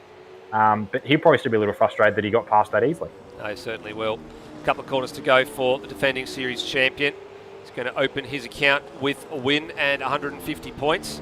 There's, I think, a few people are going to be scratching their heads up and down the pit lane as to how he actually managed to make the no-stop strategy work. Is he going to have enough to do burnouts? I don't know, but he's going to have something in the tank to get to the line. But he's going to take race number 1 of the championship season and banks 150 points. Yeah, I'm surprised that worked out. Being with some of the strategy he was discussing with the pre-race, that this is where he went. But look, if anyone was going to make something like that work, it'd be someone like Luke. He's got the pace, but he's got the skill behind the wheel to make that work. Kurt Stenberg has recovered to second after qualifying up to the top 10. Much more where we expected him to be. Now he's back to the number 47, and Will Devenish coming home in third just behind him. He'll be ribbing that, and with the 2 cars in front of him going without a stop, he's going to have to go back to the drawing board for race 2. He certainly will. He's going to have a think about how they managed to make that work. They'll have to crunch some numbers and work out how on earth what the number is that you need to hit to be able to make that work, because you would have had to be fuel saving pretty much from the get-go. Tim Redmond home for 4th. So the gentlemen who are up the perennial end of the points table in season 2021 find themselves there again. Rosella, Stenberg, Devenish and Redmond, followed by Colin Warwick into 5th place. Brendan Ross, well, this is forever going to be the joke, Brady. I'm looking forward to finishing second last. And even these guys didn't stop as well. So Ross and Wedding definitely didn't stop. Braxton Stancliffe 8th. So it's a good solid run for him. Finish 8th place there. Brenton Foley faded to 9th at the end of that. And Daniel Cox, Super 2 champion. He'll be happy with the top 10 result, I think, after that one, having been one of the drivers that elected to stop. Having been one of the drivers that elected to stop, having qualified in 20th. That's a really good result, and it really sort of backs up for him his move to come to Supercars only this season. There might have been a bit of concern at the back of his head. He had the pace to win the championship last year, but a lot of that was consistency rather than outright pace. But to finish with the top 10 in your first main game appearance, it really reinforces the decision. It does indeed. So opens his account with the top 10. He'll be looking forward to that one. What happened to Joe Mugford? He finished in 12th place overall, so he was behind this man, Lockie Lock. Joe Mugford's now back in the lane. And then he ended up with Cheese, Steve Burko, Ben Hall, Termos. Ben Hall 15th after being on the door of the top 10 before that penalty struck. Sermo, Corey McFarlane, Cam Rutledge, Hans Brunswick and Steve Warwick finished out there. The last of the runners, Dane Liccardo, Peter Thrower and Freakish, the last two of those were a lap down. And three non-finishers in this one, Scott Stancliffe, NZ Snipes and Nathan Higginson. So not the best starts for a couple of the Kiwi Commodores and Fords in this one. But 23 of the 26 starters got home. The only man who, of course, didn't start is Lockie Burke, who is away for real-life karting commitments this round. So we hope to look forward to seeing him in 3 weeks when we get to Symmons Plains Raceway for round 2. Yeah, Brody, plenty and plenty and plenty of head scratching is about to be going on up and down pit lane, I think. Yeah, I've already seen discussion points in the live stream, and I think in some of the chat channels as well. A couple of drivers that were pretty confident the rules mandated a stop, and no, the rules have been published for the last little while, and we definitely suggested you probably would need a stop, but it's it was still within the realm, obviously, of possibility to be able to do it without a stop, and maybe not something that anyone saw coming, especially from people with the outright pace of your Luke Rosellas. But in the end, it worked. And yeah, a lot of guys in the next 10, 15 minutes getting back to the whiteboards and the notebooks and are going to see if it's within their, I suppose to put it bluntly, if it's within their capability to manage a no-stop race for race 2. Yeah, well, that's the only thing I'm looking at here and going through the list as well. There's the information thread, there's the calendar thread, there's a bunch of things, and there isn't anything listed explicitly around pit stops and pit stop strategy. I mean, it pretty much was a given when we get to the shorter races that we're going to have no stops. The 50k races will lend themselves to that. Touch and go for some of the circuits with having a stop in the 80 kilometre an hour races, or not 80 kilometre an hour, 80 kilometre distance races, the 200k races, it's a given. You're going to have to stop. You've got no choice. All right, getting ready to have a little bit of a discussion with the gentlemen who graced us with their presence on the podium, the Beyond Electrical podium celebrations, and we're starting to get a few of the drivers filtering through in for this one. We're going to start, of course, with let's start with Will Devonish here, Roddy. What do you think? Yeah, alrighty. So, Will, the only one of the top 3 to go with a stop in that race, and I don't think it quite panned out the way you thought it would go, but how did that race go for you? Yeah, it's good as a could, I guess, with the other two not pitting. Not quite sure how they did it, but credit to them. Well done. There's no way we can do it. We thought our fuel economy was good, and bloody hell. So good as it could have been. Pretty happy with that start. So things are looking up. So yeah, not too bad. Yeah, no, that was a pretty good start. Got up a couple of spots there, and yeah, in the end, setting some really good pace. How'd you go in the somewhat chaotic first couple of laps? Yeah, it was it's interesting because we got some new guys, so learning to race around these new guys is a bit. It's always a bit challenging first race, but everything seemed pretty fair. So it's good to see new blood in ASR and in the Supercars. Absolutely. So you mentioned that your strategy might not, your fuel economy might not stretch for race 2. Are you going to have a crack at the no stop, or if you can, give us a bit of an eye into where the CRE strategy is at the moment? Look, we'll probably figure it out mid-race. We'll brim the car and hope for the best, but yeah, we'll see what happens. Alrighty. Good to talk to you, Will, and congrats on the 3rd place in the race. Good luck for race 2. Thank you. Alrighty, moving up to 2nd place, which was Kurt Stenberg. Stenny, not where we expect somebody of your pace to qualify, and I imagine not where you were planning to be either.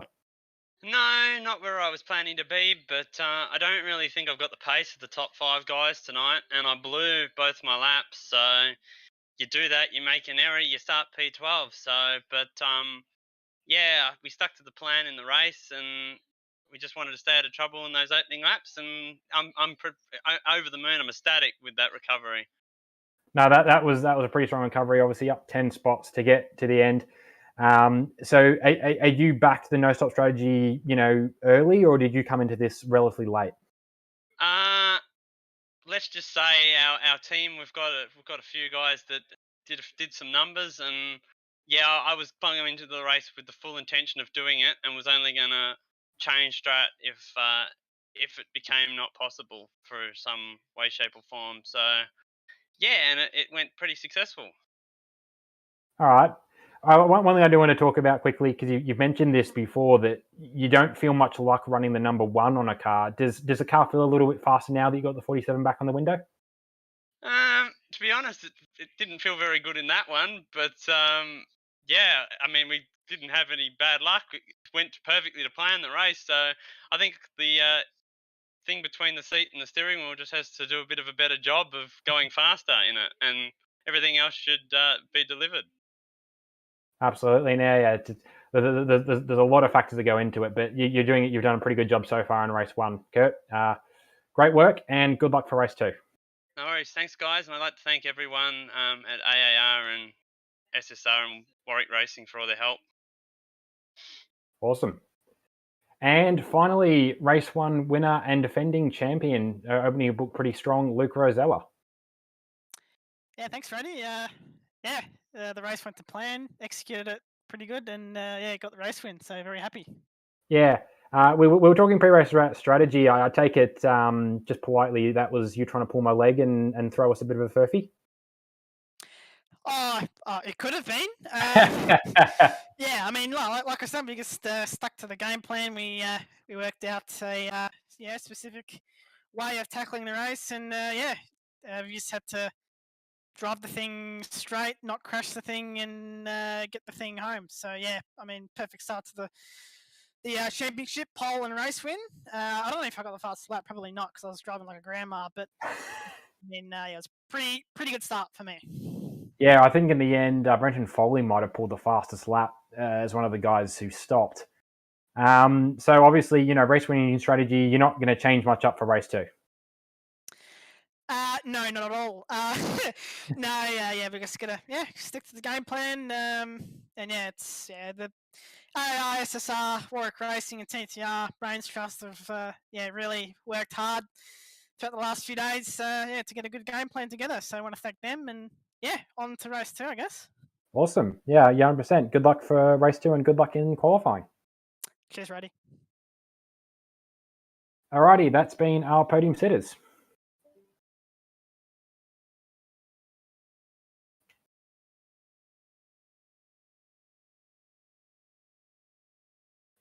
I don't think we got Nether back.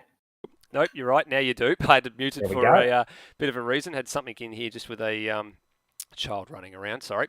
All good. One of those things, I guess, interesting hearing those people and what they had to say about, going in with a full mindset of going in with a strategy of just not stopping. And then if it needed to change, they were going to change it on the fly. So a few people obviously done their homework over the course of the 5 or so days that practice has been up and have worked out what the numbers are. And I guess it sets the tone, a little bit. The bar's now been set. It's been established that you need to do your homework. You need to work out whether or not you can actually get home without stopping. And if we have a look, that's the other races on the calendar in the twin sprint format.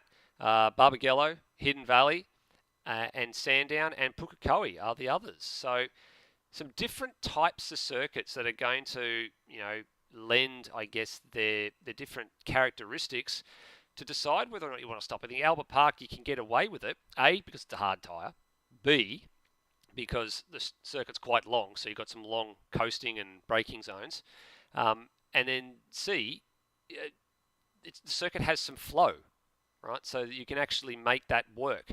A lot of those other circuits that I've just rattled off there, so Barbagallo, Hidden Valley, Sandown, Pukekohe, where we're going to be doing the twin sprints next time out, there are a lot of point and squirt type circuits in there. So I don't think they're going to be as forgiving on the fuel mileage. You might find that they're going to have to stop in some of those races. Not all of them. Some people will probably try it, but some of them.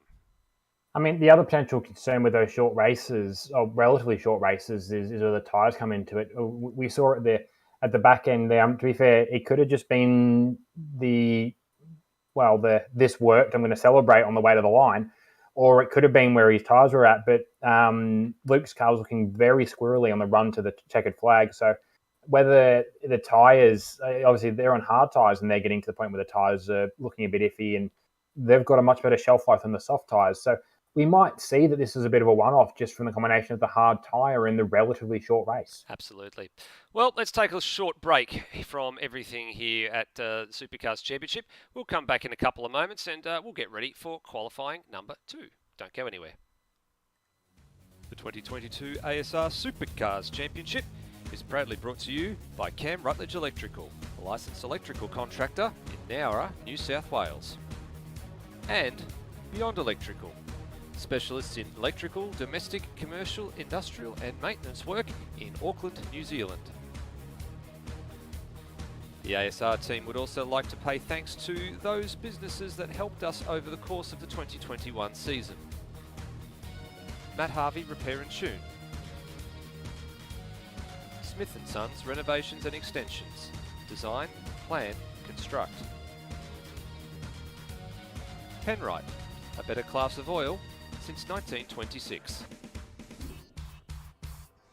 Ryco Filters, the professional's choice since 1936. And Milwaukee Tool, nothing but heavy duty.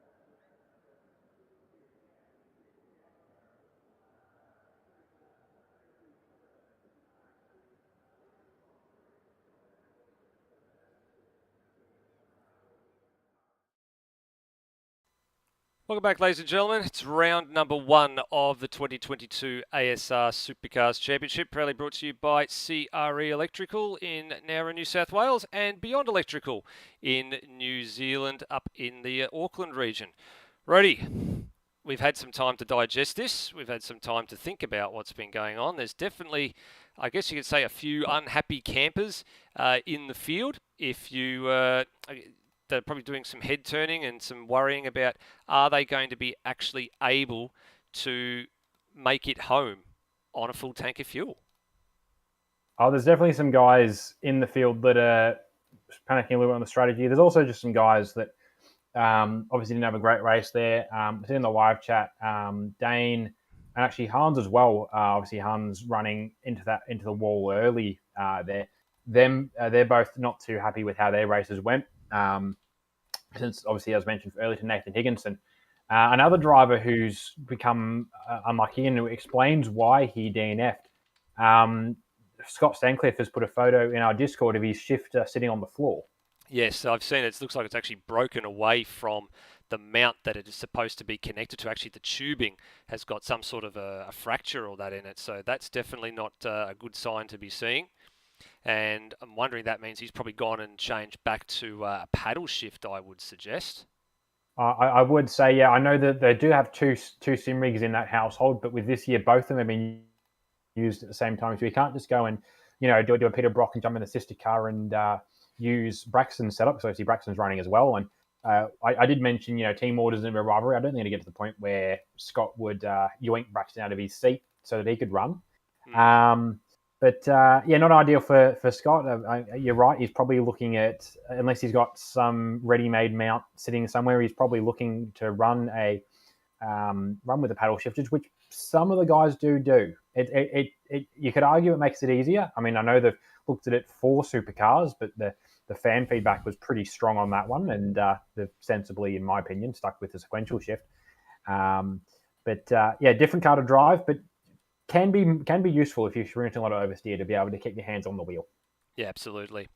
We're not too far away from advancing into qualifying session number 2.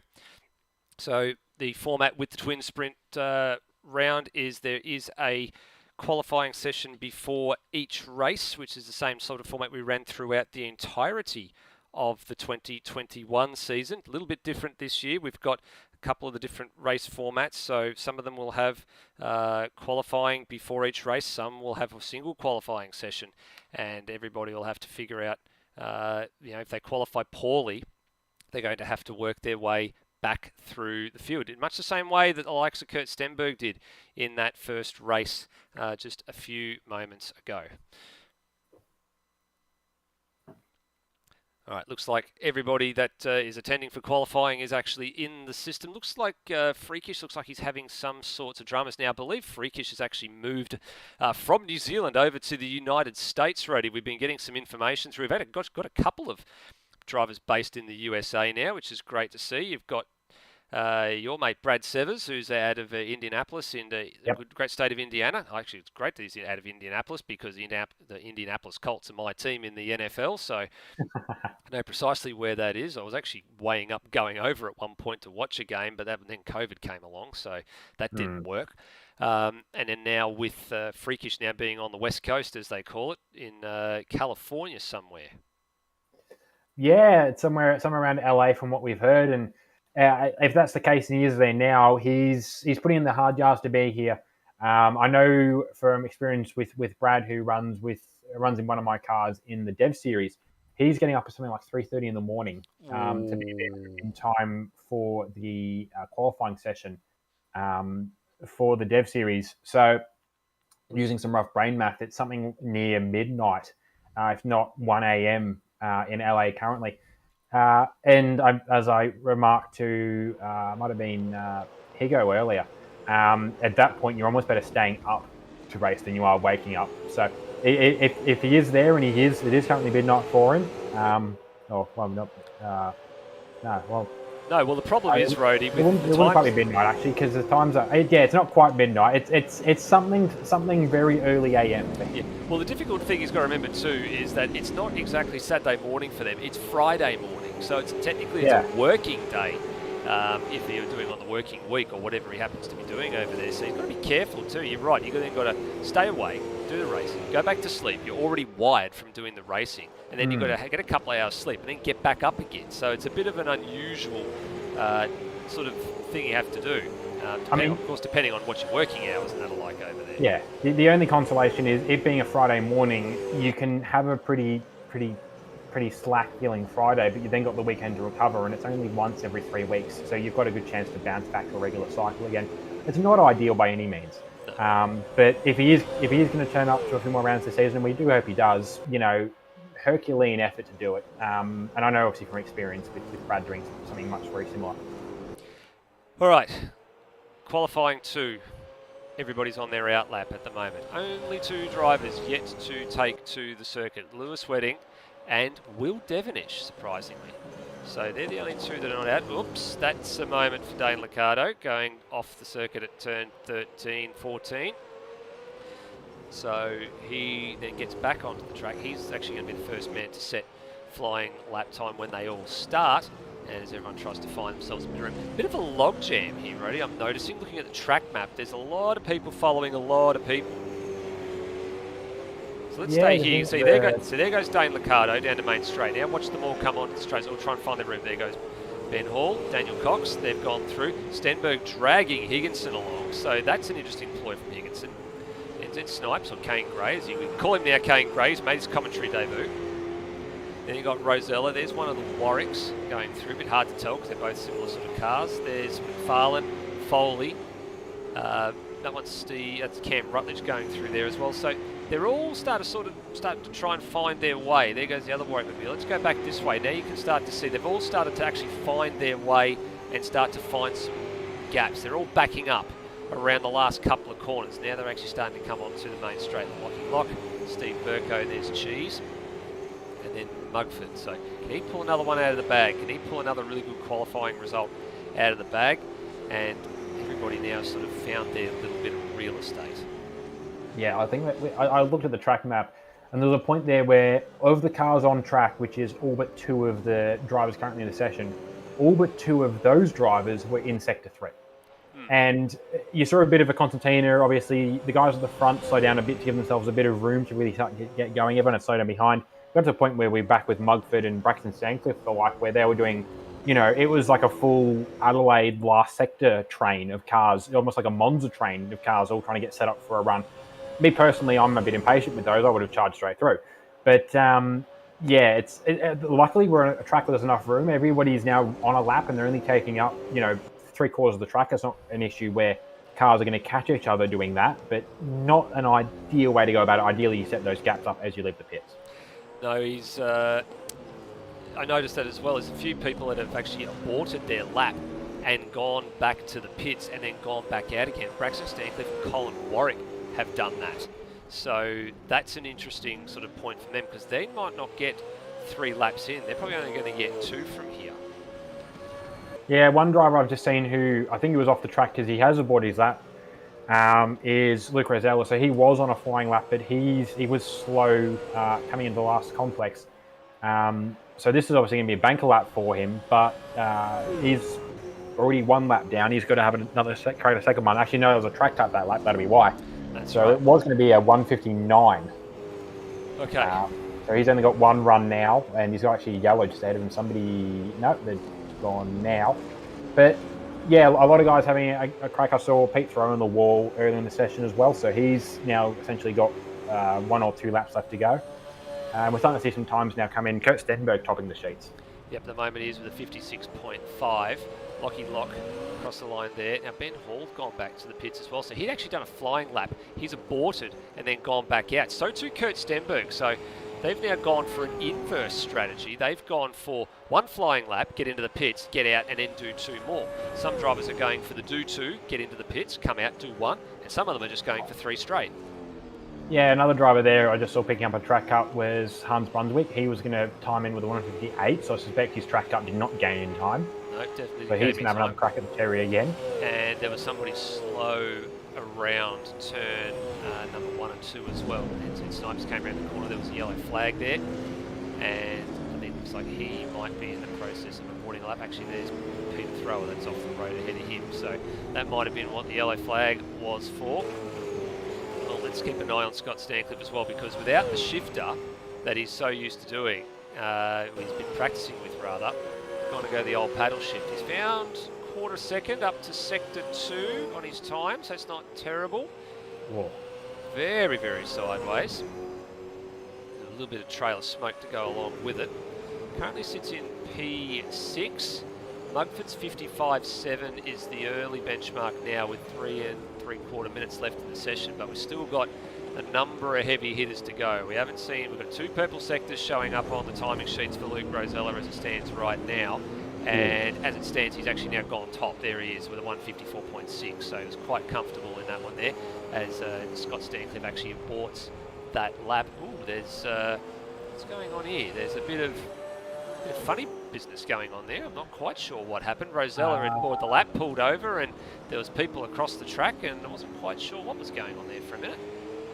I'm going to go back and have a look. And actually Higginson, doing what Higginson does, was on the grass very quickly and came right on as Braxton Stancliffe was on his flying lap there. But actually he's on his first flying lap, I should say. Yeah, update on that. It just like a couple of drivers all shooting about the same point to try and back out of the track. Mugford was basically cut across the inside of turn 1, trying to give himself a spot to park off the track. Yeah, I think a lot of the guys that are trying to do that sort of out and back strategy, they're coming back in now to have a final crack, because it's about a 2:10 out lap. So those in pit lane want to start leaving pit lane now if they want to have another final lap in this session. No, you're right. So a couple of drivers will get 2 bites of the cherry if they're fast enough. Braxton Stancliffe will be one of them. Now he's lucky too, because he actually aborted and went back to pit lane. So he'll get to the line with about 2:18 left on the clock. He'll get this lap. It's a 156.7. He'll get the one he's about to start now. And if he's lucky, with no mistakes, he'll get one more. Yeah, drivers leaving the pits now. I've just seen Nathan Higginson leave the pits. Oh, that's going to be tight, actually. He's going to be pretty close. Brendan Ross also leaving the pits now. I don't think he'll make it around. No, I'm looking to see who's on the map right now. I think it's Corey McFarlane, just left the lane. He won't get this lap in. Brendan Ross is the same. He's not going to get a lap in either. There's not enough time on the clock for him to get around at a really rapid pace and prepare the car in order for them to get through.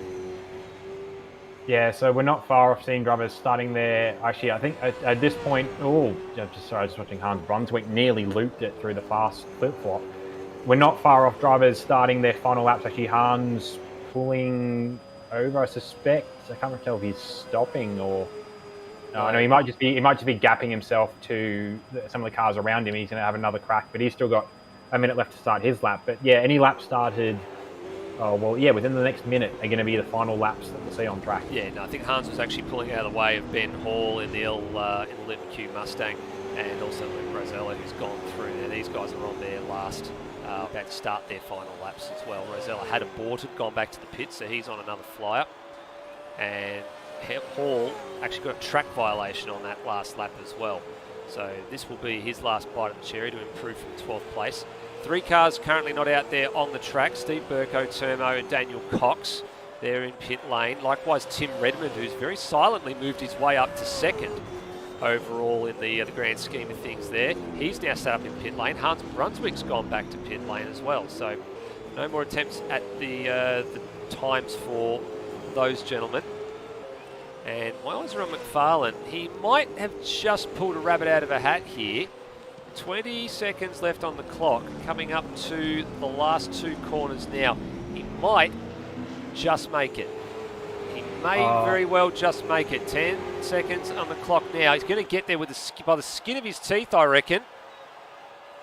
He'll just get there. Nathan Higginson is going to be real 2 seconds. 50. Higginson just gets it too. Okay, so Higginson is the last time to lap. Ross won't be getting a lap out of this session. You could 10 seconds behind Higginson. Yeah, he might have backed off to try and suss Higginson, Luke, we're just keeping an eye on the backside of the thing. Higginson's just thrown that lap away, and Dunlop's going to be footing Higginson a new set of tyres. I will say, though, I'm not sure if Higginson's actually set a lap, so it's in his best interest to continue around. He hasn't. And on top of that, he's gone back to the pits. So Termo, Brendan Ross and Nathan Higginson all did not set laps. They're going to be off the back of the grid. And in that order, I would say as well. Actually, it might be a random order too. It will be a random order. Another driver in that as well is Brendan Ross. Mugford improvement to P2. That's a great last lap for him. 55.1 goes on the front row with Luke Rosella. So good late improvement for Joe Mugford. Kurt Stenberg's coming to the line now. He doesn't improve. So he stays 7th place. Rosella, what does he do? He improves by 66 thousandths of a second. So very, very minor improvement. Not much in that one at the moment. McFarlane's on a PB at the moment. He's nearly 3/10 up to the second sector split. That would move him. Actually, that would move him up next to Tim Redmond as it stands right now. So let's keep an eye on the 094 Mustang. Colin Warwick's finished. He's in position number 5. He's under threat from the man on screen at the moment as well. Braxton Stancliffe, got him coming to the line at the moment. Currently 12th. How's he been tracking? Some PBs in there. Goes to 8th. So not a bad improvement there either for car 187. Back to McFarlane. Last corner for him. Got there by the skin of his teeth to start this lap. What's he got in the bank? Is he going to move up the order? Will he be on the second row or be on the third row? He'll be on the front row. I did not see that one coming. No, neither did I. That's a very, very good last sector as well from McFarlane, a good middle sector as well. Found some time where it mattered and moves up to the front row. Well done. He's also managed to make Luke's gap at the front not look quite so remote. He's only now nearly 4/10 clear of second place rather than it being 6/10, but still some mega laps from the guys at the front there. Tim Redmond obviously fell off, but still sitting 5th, which is pretty good considering present company in this qualifying session. Oop, there we go. There's your little whatever the electrical buzzing noise that went again. I think earlier on the night, but we'll have to keep an eye out for that one. I've got an answer for what that'll be. I might be able to do something with that at mine. Give me 1 second. Rightio. While you go and sort that one out, let's have a look at how those results unfolded. So Rosella from McFarlane at the top there. Mugford drops down to P3. Ironically, that's the same position he started the first race in position number 3. And then you got Will Devonish and Tim Redmond are in there as well. 6th place, Colin Warwick, Kurt Stenberg, Braxton Stancliffe, Ben Hall in the top 10. Hans Brunswick, despite bailing on the lap rather early, has managed to hang on to 10th place overall in the order there. So that's not a bad return for him. Good setup for this second race. Scott Stancliffe with the broken shifter ended up in 15th place after that. Brenton Foley a bit further down the order in 16th. Big improvement this time from Dane Liccardo, P12. So that's a big improvement considering he was 19th roadie qualifying for race number 1. Yeah, a lot of drivers from that first qualifying session looking a little better now, looking much more we expect to see them. Obviously, Dane, we mentioned, Kurt as well. You imagine a clean lap in there. I just got a PM and all that from Foley, who I can't quite remember actually where he qualified. Let me just have he was down 16th. He was 16th, yeah. So he picked up a track cut at the turn 1-2 section. So he's looking. He was already looking towards the race itself. So expect to see him move up a few spots. Another couple of drivers, who aren't quite where we maybe thought we'd see them. Scott Stancliffe had good pace in the race last time around, so he'll probably make a few spots up. Hans Brunswick a bit more where we thought we'd see him, but maybe a little quick. I'd maybe say to be a little quicker, but that is a pretty strong top 7, top 8. And then obviously the other end of the field, Brendan Ross is now last, but we're not going to officially count that as last because he didn't actually set a time. So you can't put that as proof of him being second fastest because he didn't set a time at all to be fastest of anything. No, we will be keeping tabs on that throughout the year as well. Absolutely. And then obviously Termo, I don't think he managed to get a lap in there in the end. Nathan Higginson, was the last to start a lap and spun it off pretty early in the piece. I think Pete Thrower was one of the others as well, but didn't set a lap. So a couple of guys there that will move up to some degree. Rossi, will move up quite a way. He had some good pace. I think he was the quicker of the 2 Pixel Sim Sports cars in that first race. He's got a lot to do to come from 24th, but he's got his teammate only up in 18th, so they can they can meet up in the early few laps of this race and work together again. No, you're not wrong there. So let's have a look. Actually, coming back to what you just mentioned about Brenton Foley getting pinged at the turn 1-2 section of the track. So we've actually got our extrusion camera up at this part of the circuit. So we'll go to that now. We'll just have you a bit of a look here. So this is the turn 1-2 complex.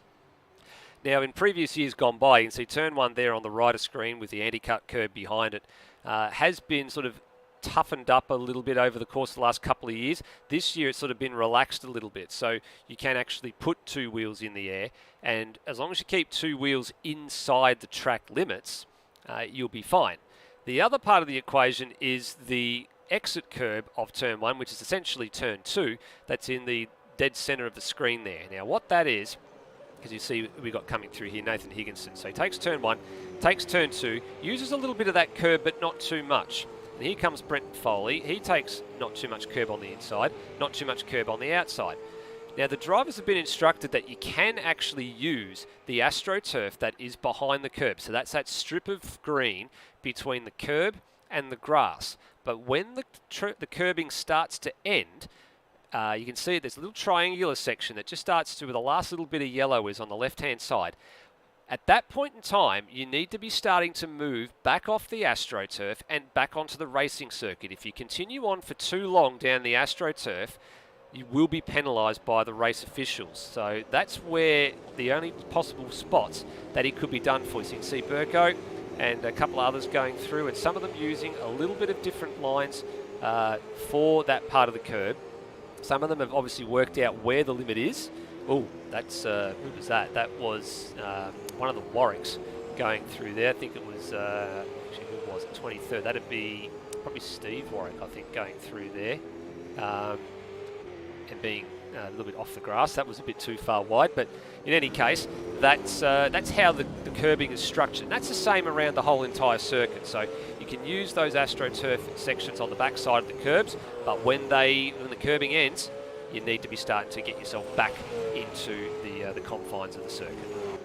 Yeah, the other thing to note as well with the track cuts is, and it's somewhat accurate to real life, and it makes sense with the way that it's been programmed. Within Automobilista, the track cuts are a little stricter through practice and qualifying, and will loosen up a little bit during the race, ostensibly to allow you to, go too wide, to make passes, to that sort of stuff without getting picked up for it. You still can't go overboard with them. You still spend too much time on AstroTurf during the race and you'll be in trouble. And we saw obviously people like, I think Ben Hall was the only one in the first race who picked up so many track cuts that he got himself a drive-through. But I mean, as an example, with Braxton's move on Brenton Foley at turn 1, with how much of the inside curve that he took, if he'd done that during qualifying, I reckon that would have been a track cut. And to be fair, I'd be surprised if that wasn't a track cut in the race, because that was a lot of curve he took at turn 1. Absolutely. Now, there is a little bit of late breaking news coming through as well. There will be a change in the grid order as well. Will Devonish has actually broken one of the cardinal rules in ASR, and that's text chat during a qualifying session or a race session, and he's done it during qualifying. Now, I know what it is. It'll be accidental because there's a bunch of predefined keys that he's got as some quick chat messages, and they're being used for some of the other series that we have to keep things going. Rody, you'll know the one that I'm referring to, being the Stave Super Trucks. He's accidentally gone and hit one of those during quali, and it's actually brought it up. So by rule, that's a disqualification from qualifying, and he's going to start plumb last. And that's unfortunate. It depends on where you've set the sock keys up. We've both got them mapped because we run a self-administered comp caution during the Stave Super Trucks series to try and obviously replicate real life, but also spice the racing up. And the stock safety car doesn't really give us the flexibility we need. So we've got a couple of hotkeys set up so that we can communicate to the drivers without having to type in the chat directly that, hey, safety car starting, safety car is about to end, all right, you guys can continue racing. But I'm guessing he had it close to, maybe he's using his function keys, maybe he's using a number, something close to maybe escape, which you'll hit while you're on track. And is maybe just in a rush to get to escape, is maybe pressed a couple other buttons on his way through there and triggered one of his quick time messages. But it's something that we've put in place as of, I think it was last season, we put the rule in place. And, whether it's an admin, whether it's a general driver, whether it's, somebody dropping expletives because they've had a problem, or whether it's just an automated message essentially that's leaked out. The rule applies. So that's going to be a long race for Will, and I'm not sure whether this affects his strategy plans, whether he's going to try that one stop and just throw everything at it, considering where he's starting, or whether he's going to just bank on that one stop to try and get the best result he can out of this. Yeah, I think so. I think he's got no choice now. He's going to have to employ the strategy of starting at the back and thinking about the fuel-saving argument. I don't think he's got there's no other way about it. He's just going to have to do it and just play it by ear and see how it all pans out. As we go over from the practice session into the second race session of the night. So it's a twin sprint format, race number 2. Kudos, as I am going to agree here with D2 Dwayne Davies in the chat. Some really nice looking liveries again. The livery standard yet again goes up another notch. And I know there was plenty of people that were around and talking about, different things that people could have done with their liveries and vice versa and stuff like that. But there's been a very high standard delivered yet again. Actually, we were about to go into a race session. We've just gone into a holding pattern here. I'm just wondering what's actually happening. There's gone back to the warm-up session, so there must be somebody as we're looking to see there's NZ Snipes. Looks like there was a late dropout for him. So we do get one of these every now and again. We do get a chance to have a reset once a night just to make sure we can get people in, and we'll go from there. But getting late over there in New Zealand. It's now midnight. They're 2 hours in front of the Australian Eastern or Daylight Savings Time. It's actually only going to be Daylight Savings for 2 more weeks, and then our friends in Queensland will be back on usual time, so only 2 hours, on the same time as the rest of the Eastern Seaboard. And then Perth, again, they don't do Daylight Saving. They'll be back on the usual 2 hour gap instead of 3 hour gap. So it's going to make a little bit of an interesting time for them to get used to. Oh, hang on a minute. No, we're used to racing at this time. Now we're going to start racing an hour later. An interesting tidbit, which we can throw in just quickly as we toggle back to a race session. I heard news out of America this week that they've actually federally decided that they're going to move to Daylight Savings Time and then stick with it for the entire year. Wow. So essentially they're shifting their whole country forward. Yeah, so obviously a lot of states pick up, I think a lot of, if not all the states, will pick up time during, will obviously move into Daylight Savings Time during their summer. And there have been some states on a local level that have decided, we'll stay here. But it is a federal decision now, which some people have muted might have an issue with trading time, because it means there's a bit more divide now in distance between America and Europe, and whether that has a knock-on effect, we'll find out. But yeah, it's an interesting one. I know it's a discussion that's been had locally, whether Daylight Savings is a good idea or not, whether we stick with regular time, whether we go fully to Daylight Savings the entire year. I think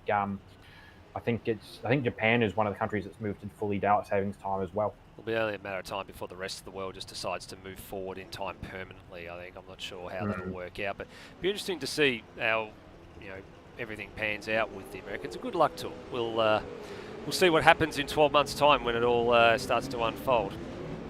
Let's wait for this race to unfold. Let's roll through the grid. So 2 pole positions for the night for Luke Rosella, searching for back-to-back wins for the start of his 2022 campaign.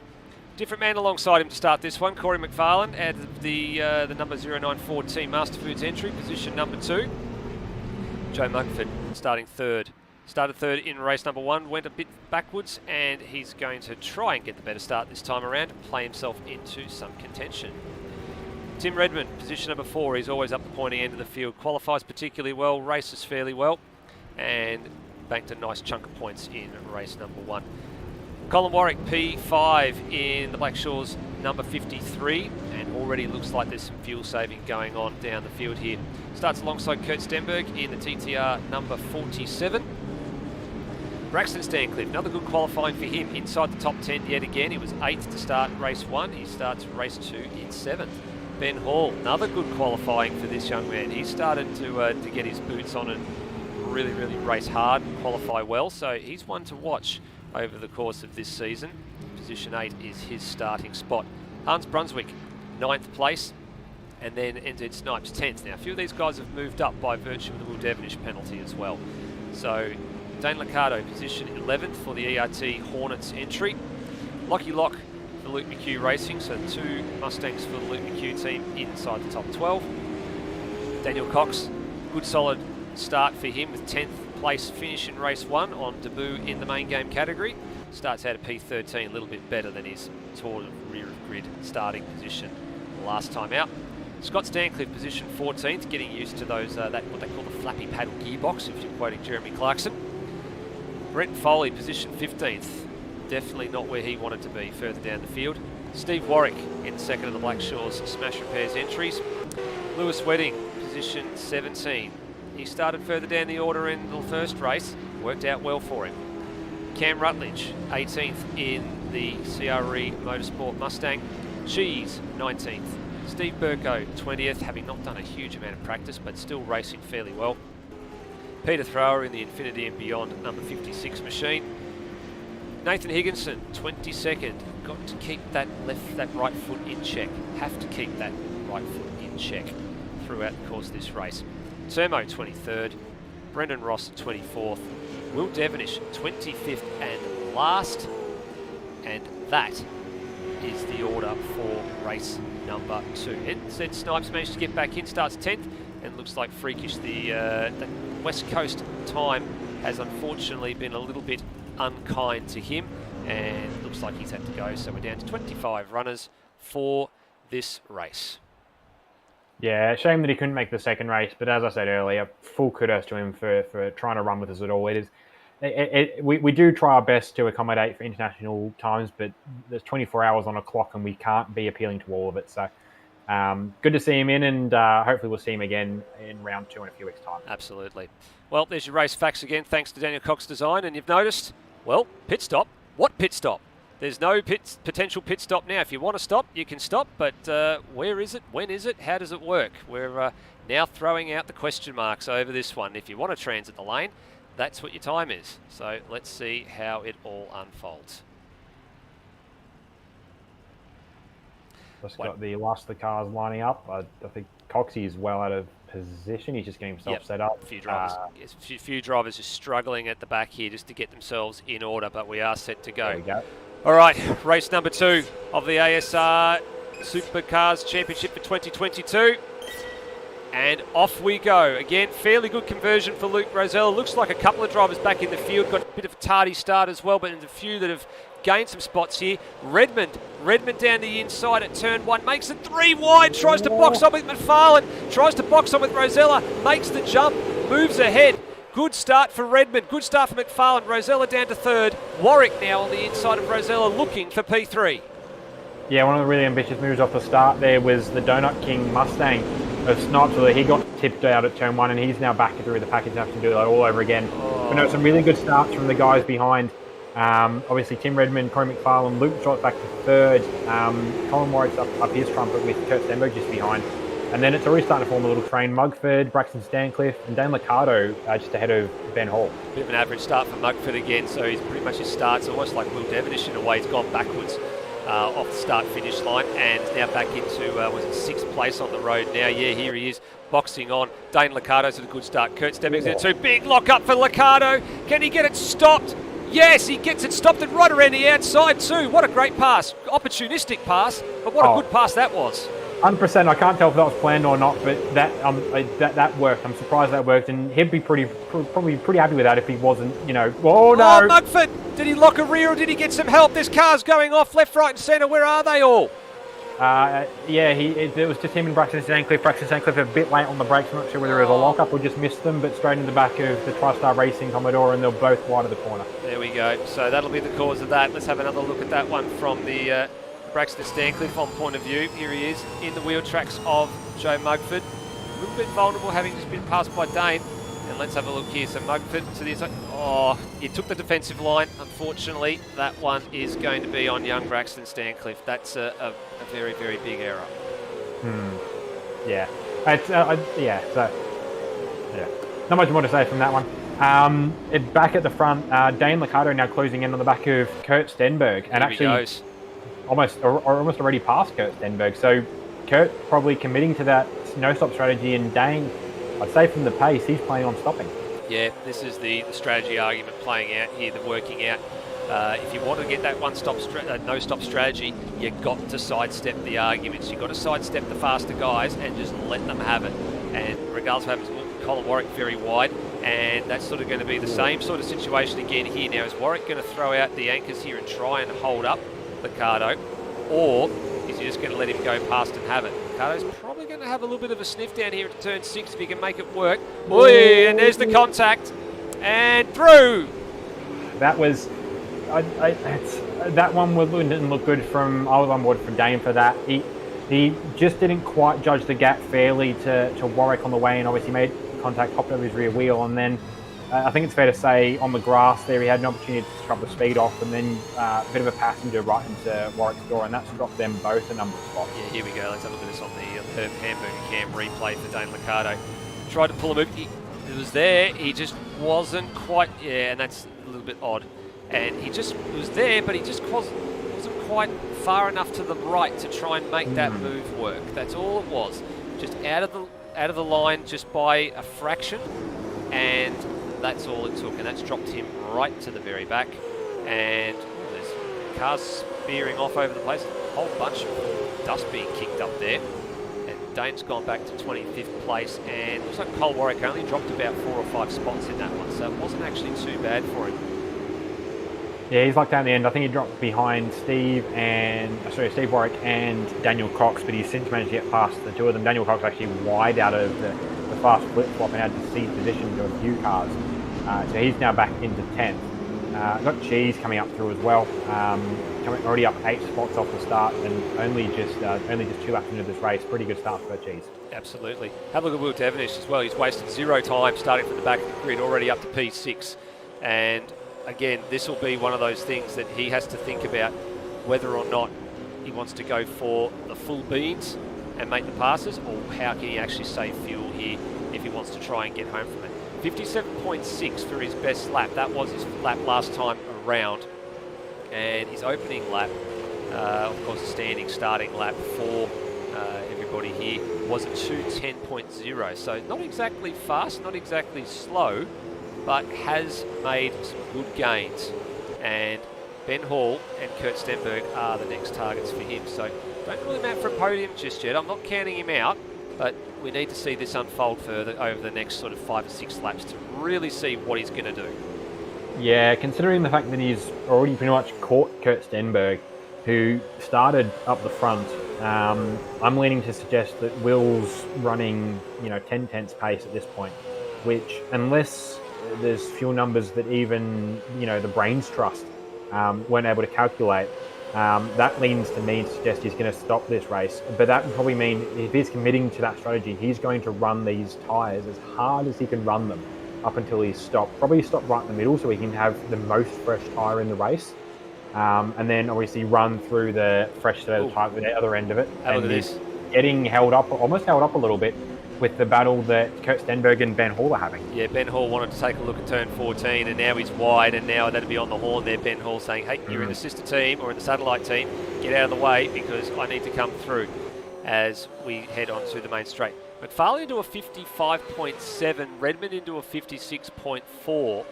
Now, I'm wondering whether or not McFarlane's trying to take Redmond out hard here. I mean, then the pair of them will have to stop. But then that'll free it up for Luke Rosella, who's now into the 50. His best lap there was a 56.9 last time around, which actually is quicker compared to what he did in the first race. So he was in the 57s and 58s, so already into a high 56 as Devonish now gets through on Stenberg.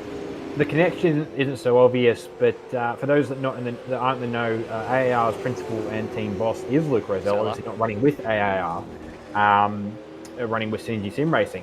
But very much would be on the horn possibly to Corey McFarlane, and I wouldn't put it past them to have some strategy play in mind that, look, they can maybe try and get a reaction out of Tim Redmond, get him to push to try and keep up with Corey and try and force him to think short term, which, opened up the possibility for Luke at the back, and obviously with 2 cars in front hitting, and maybe even, essentially using Corey as a sacrifice in that instance, just to get Luke another win. And, it's a big strategy play, but I wouldn't put it past them. No, I wouldn't put it past them at all to think that they've actually sorted that one out. is the man we've referred to over the course of many, many seasons as the encyclopedia of all things supercars in Hans Brunswick, and he's got another man that's much a Supercars fan in Brendan Ross, who I reckon maybe just got a track cut there. There was 2 wheels on the back on the curb at turn 11 there, and I would not be surprised to see no lap time awarded for Brendan Ross on this lap if that's the case. And then Mugford tucked right in behind the rear wing of car 444. Yeah, so this is a good little pace packet, obviously. Oh, safety car. Safety car called. Safety car called. Devonish. Oh, I just noticed Devonish committed. He committed to the lane and he crossed over the green line there. So there's a bunch of drivers. They're all scrambling. Everybody's scrambling to get into pit lane here. This is going to be a flurry of activity. This is one of the things that Daniel Cox, this is part of the DCD facts. He actually submitted a few bits of info for us. One of them being that if it was going to be a safety car at any point in this race, you'd have to stop. And this pretty much books in the strategy, I feel, unless the fuel conservation is, something strong out of... Oh, no, it's not even fuel conservation at this point, actually, because this is a free kick for Will. It's a free kick for everybody. Will and anybody else is on fresh tyres. They're on full fuel, and they've got all the edge. Not only that, we're going to be right up to the trumpet of those guys who are zero stopping. So you've got to get in the lane now. And importantly, the safety car has not left pit lane, which means the leaders were past the safety car and they were past the control line when this happened. Now we've got a replay coming up now of precisely what happened to cause the safety car. We're about to have a look. It looks like there's been some teammates get together somehow or another as Peter Thrall's got a drive-through penalty. So watching Steve Burko here, comes along on the scene. Higginson's hit the wall. Burko's gone straight into him, and then Rutledge has been caught up in it as well. So if we go back a little bit further, we'll go to Burko's onboard. You can see here, right, so there's Lockie Lock, he's wide. Higginson's gone off the road, hit the wall on the outside of 12, in the middle of the road, nowhere, absolutely nowhere for Burko to go.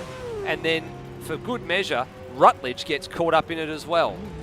So, yeah, not only with Burko and Cam Rutledge, direct teammates involved with that, Burko, in the effort of trying to avoid Higginson, ended up making contact with Lockie Lock as well, which, indirect teammates. So that's 3 CRE cars with damage. Just switch back to the live angles there to look at that. But yeah, Higginson out of this race, Cam Rutledge out of this race, Steve Burko out of this race. Lockie Burke stays in this race, but would have had to pit for damage as well as everything else. But with where the safety cars come out, he's only just come up to the safety car now, so he'll get back through. So he's also got to benefit from a bit of a free kick in this one, but ideally that wouldn't have happened in the first place. That wouldn't have. Now, you can see there on the main straight, there's cars coming down, so everybody that's stopped, there's a few people jumping a few people here, so this will be interesting to see where this feeds out. So McFarlane comes out in 6th place. Turmo of all people's gone through to the lead of this race. Now, I don't know whether he's stopped or not. I don't think he has. He could potentially pull the no-stop strategy here and could end up with a really good, solid result. There he is. He's on his way up to turn 4 and 5 at the moment. The safety car is on the circuit, and it is somewhere ahead of him. I think it's probably coming through turn 7 and 8 right about now. Let's have a look on the Turmo onboard, see if we can see where the safety car is. It's not out there yet. For reference, it's actually his teammate Lockie Lock who's actually stuck behind him. So Lockie's probably waiting. The safety car will probably clear him through because he wasn't a lap down when it was called. So he'll probably get the wave through. Actually, I think he's just got the wave through now, whether it was from the safety car, whether it was from one of the admin team. Yeah, well, the instruction is to, it's come through from Brendan Ross in the chat. So the instruction's always been that if you are lap traffic and you are caught between the race leader and the safety car, you must pass the safety car and catch the queue. So that's precisely what he has done, and the safety car just gets now picked up Turmo finally. And of course, there's the new safety car livery for this year. You can see it there from Daniel Cox Designs. A big thank you to Coxie for that design for this year. Submitted 3. This was the one that was voted in. Now, let's take stock. Let's see what's happened. So, Turmo from Joe Mugford.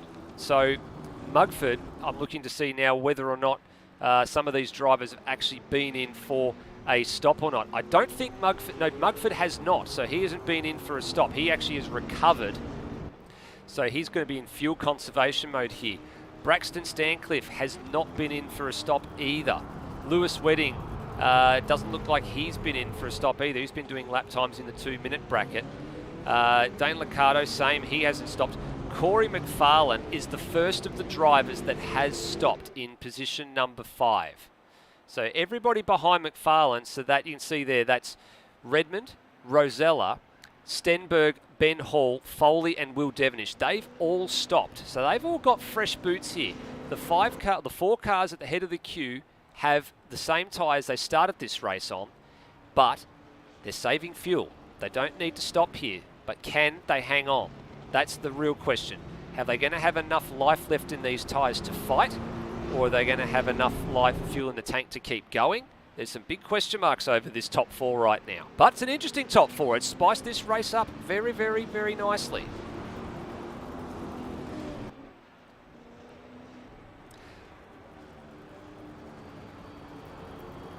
Brady's quickly gone down to have a little bit of a chin wag, I think, to one of the drivers just to see what's going on here, maybe to get a bit of a strategy ploy going on to find out. I think you can see him down there just having a chat to the crew in the Pixel Sim Sports garage. Roddy, what have you found out?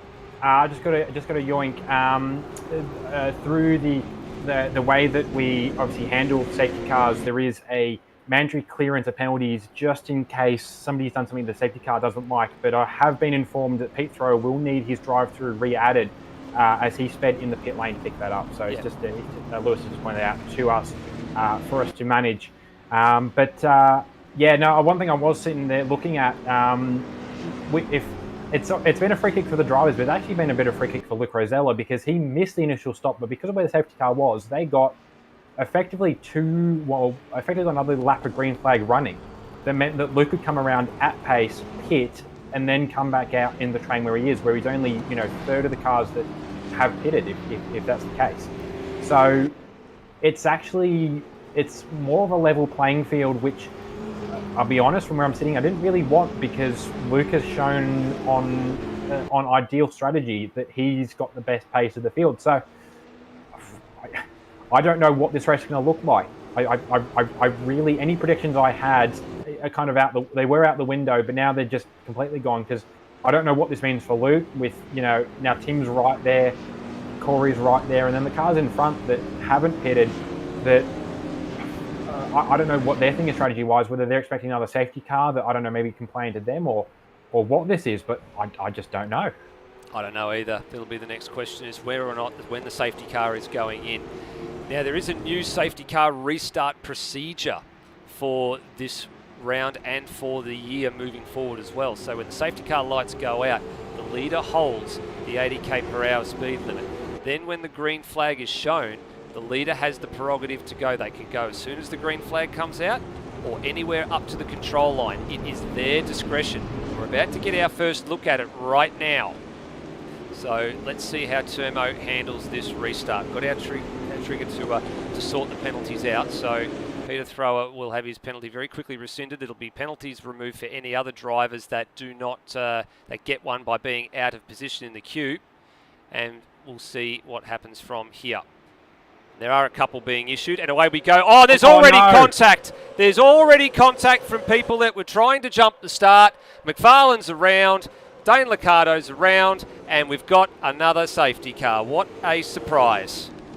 The irony of this, and having been, both of us were in the position where we were part of it a few weeks ago. We were pretty confident that it was the Development Series field, especially after the test night that we ran with them, that they were going to be the ones causing repeat safety cars. But no, it's the Supercars guys.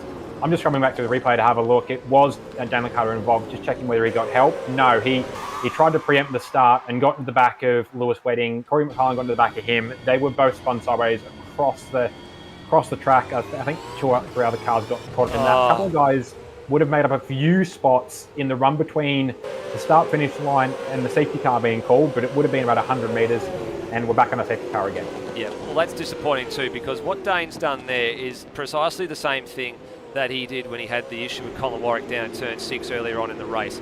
He was just too far to the left to make that potential pass happen and ran straight into Lewis when he's reacted to him in front. He's tried to get out from behind car AAA, hasn't been able to clear him, and very, very quickly finds himself running into the right rear bumper section of the car again. So I don't know. I don't know what to say. It's there's going to definitely be a few people that will be a bit annoyed with that, because we're now under safety car again. Unlike the development series, there is no time certain finish in the Supercars races.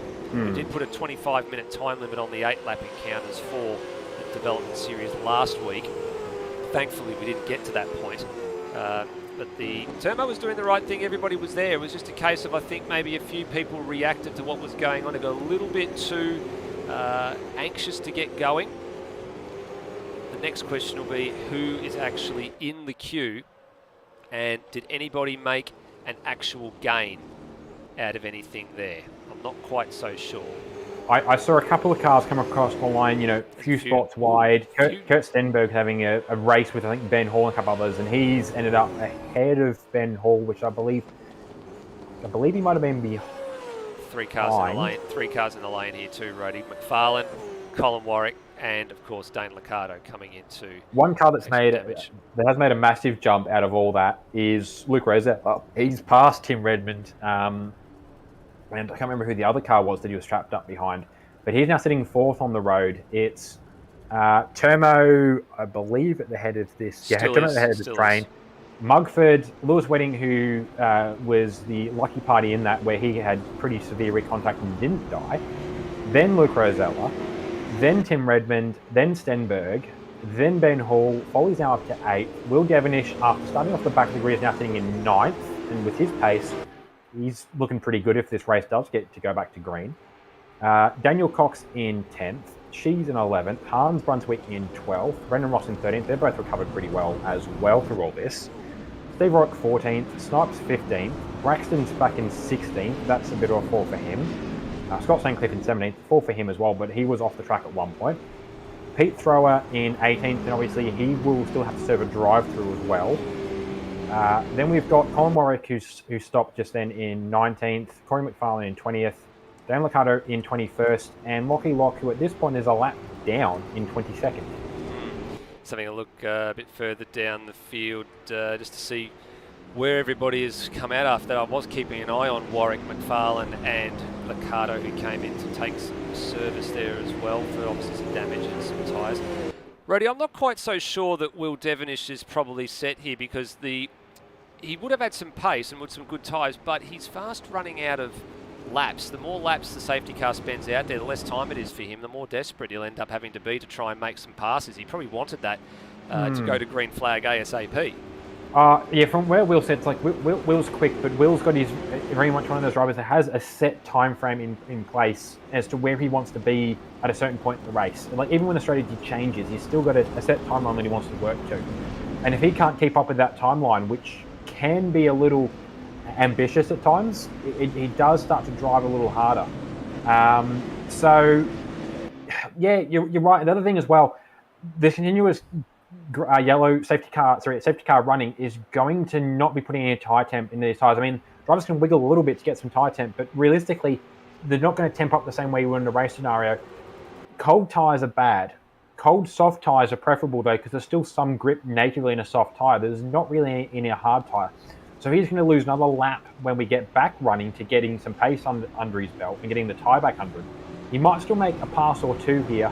Foley's quick, but Foley's not been quite as quick in a supercar, at least tonight, as Will. Same with Ben Hall in front, and Ben Hall will probably sidestep the argument again, indirect team boss.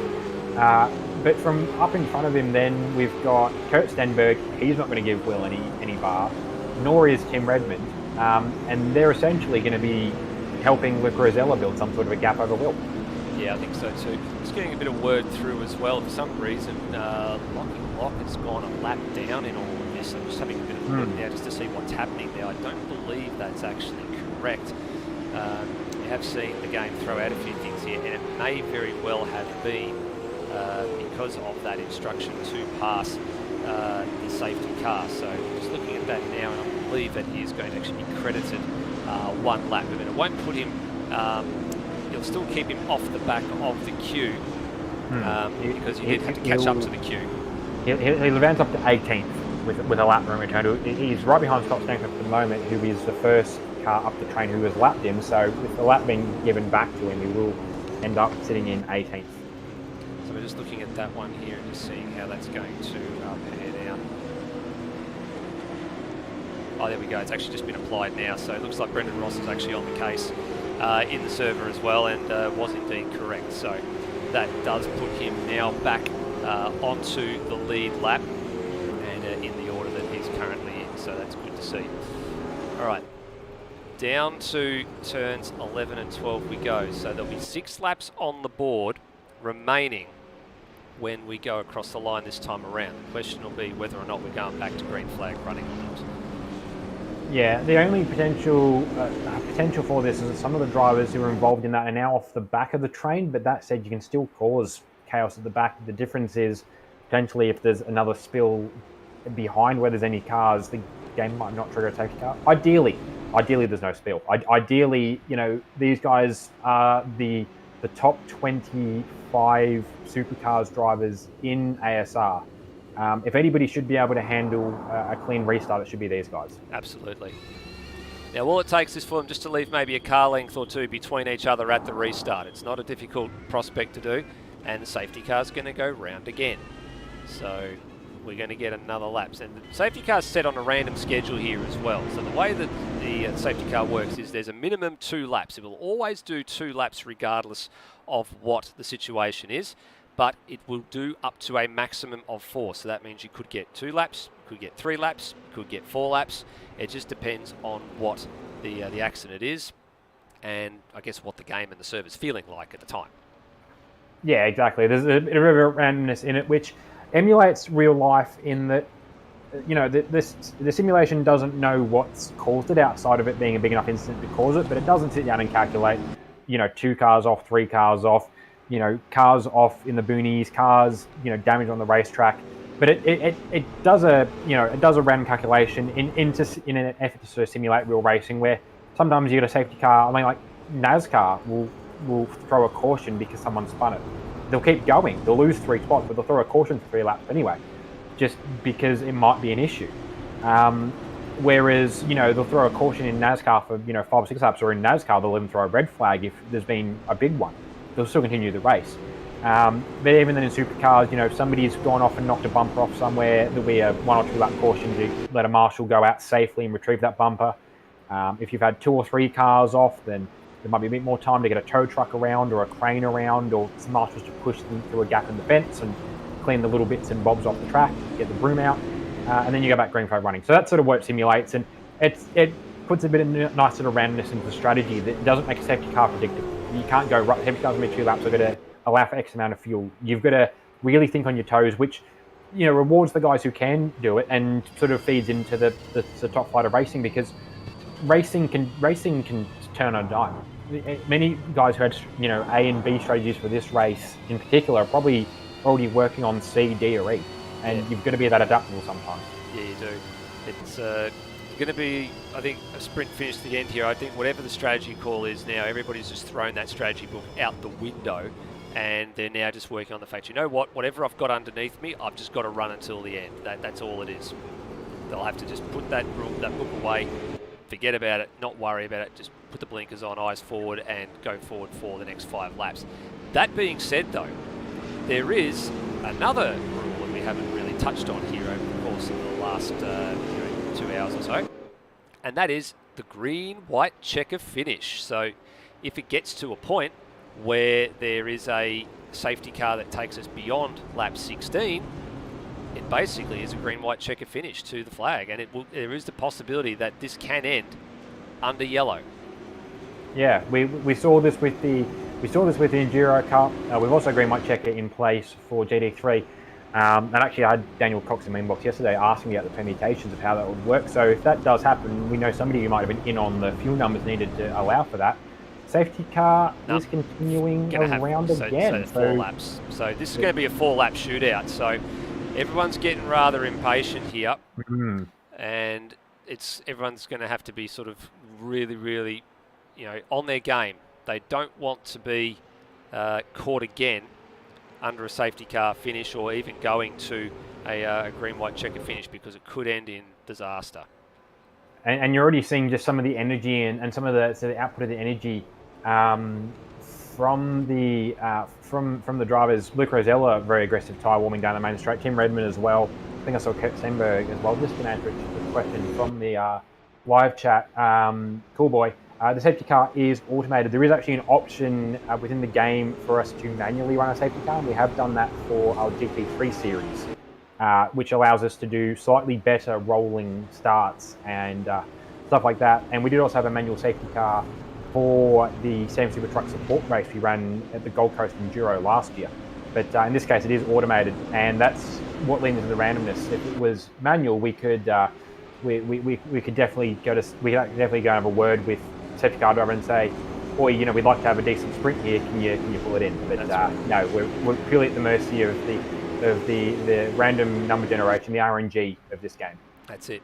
Well, we suspect we're going back to green flag running this time around, so let's run through this order real quickly. Let's have a look. So Termo, he has not stopped. Joe Mugford, not stopped. Lewis Wedding, not stopped.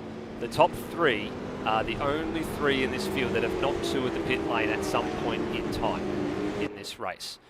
Luke Rosell is the first of the drivers that have stopped in this race. So too Tim Redmond, 5th place for Kiwi Sim Sports' Tim Dunifer. Kurt Stenberg for TTR in 6th place. Ben Hall, 7th for Luke McHugh. Another good result for him so far. Brent Foley moved up to 8th. Will Devlish's got a lot of work to do from 9th. And then Daniel Cox inside the top 10. It's just Cheese flying the flag for Kiwi Sim Sports Automech, with Higginson out of this one again. Hans Brunswick in 12th. Brendan Ross 13th. And then Steve Warwick in 14th. He's the lead of the Warwick Racing Team Commodores at the moment. NZ Snipes in 2nd of the Team Tunifer Ford Mustangs. Then comes Braxton Stancliffe and Scott Stancliffe, so they're pretty close together. Then it's Cole Warwick, McFarlane and Dane Licata. Now they've all been through the lane a second time. Peter Thrower in 21st, and then Lockie Lock has unfortunately pulled the pin on this one, so it looks like there's been some dramas for Lockie Lock late in this one. Maybe a recurrence of some of those computer dramas he's had throughout the week, which I'd be sad if it was. Yeah, I've just seen in the Discord channel his wheels just gone, which is a shame. It's one of the ones you really have no control over sometimes, and for all the work and all the time he would have put into this race, we're nearly at the half-hour mark, and we're just getting back to green flag racing for it to then go on him. Right, that's a shame. Here we go. Second attempt at a restart. 4 laps on the board. Termo, Mugford, Wedding. They're your top 3. Rosella, Redmond, Stenberg, Hall, Foley, Devonish and Cox. When does this restart take place? Termo's just waiting for it. It's meant to be a slight single file restart here, so it looks pretty good. Oh, and Redmond's been served by Stenberg, was that? It has been, and that's another one that's jumped the gun. So Redmond on the wrong end of the stick that time around. We stay green though. It's only involved the 1 car. It's not involved 3. So we get going again. Termo clears off as quickly as he can. Wedding looks like he's just sidestepped the Luke Rosella argument. That's not very nice. No, he should have made him earn that. Lewis probably not as confident in his pace around some of these guys. He was this quick in years gone by. He's not quite where he'd like to be now on pace, but he's got a right to fight for these positions. And I think he's going to make Kurt earn it. Oh, Rosella is 2 wheels in the grass on the backside of 5, and the car squirmed under brakes and squirmed under acceleration. Somehow he kept it all together. He's gnawing away now on the back of Joe Mugford's number 069, and just maybe edges him slightly wide on the car that's on older tyres. Now goes through to P2. Yeah, so Mugford almost decides something argument as well there. It's just Termo. I know Termo is not going to give Luke any more room than he needs to. Obviously, not as fast of a car, not as fast of a tyre, but that's not going to stop Termo. He's going to make him earn this. I mean, Wedding's already up to 6th. He's only 2 seconds behind. He's just up behind Lewis Wedding. There'll be communications and, all right, so Luke's now coming through, but he's going to make this hard. There's contact there as well. Termo's not giving him a bar. No, Termo will not give him a bar. He will not relent. It's like the irresistible force in the immovable object, and Termo just a little bit too wide, a little bit too happy on a loud pedal, and that's all it took. So down the inside at 13.14, it's all over and done with. But here goes Mugford. Mugford now looking down the inside of turmoil a bit further back. He's got Kurt Stenberg to contend with as well. Was there contact there? I couldn't quite see it if there was contact there or not, but Mugford out of commission.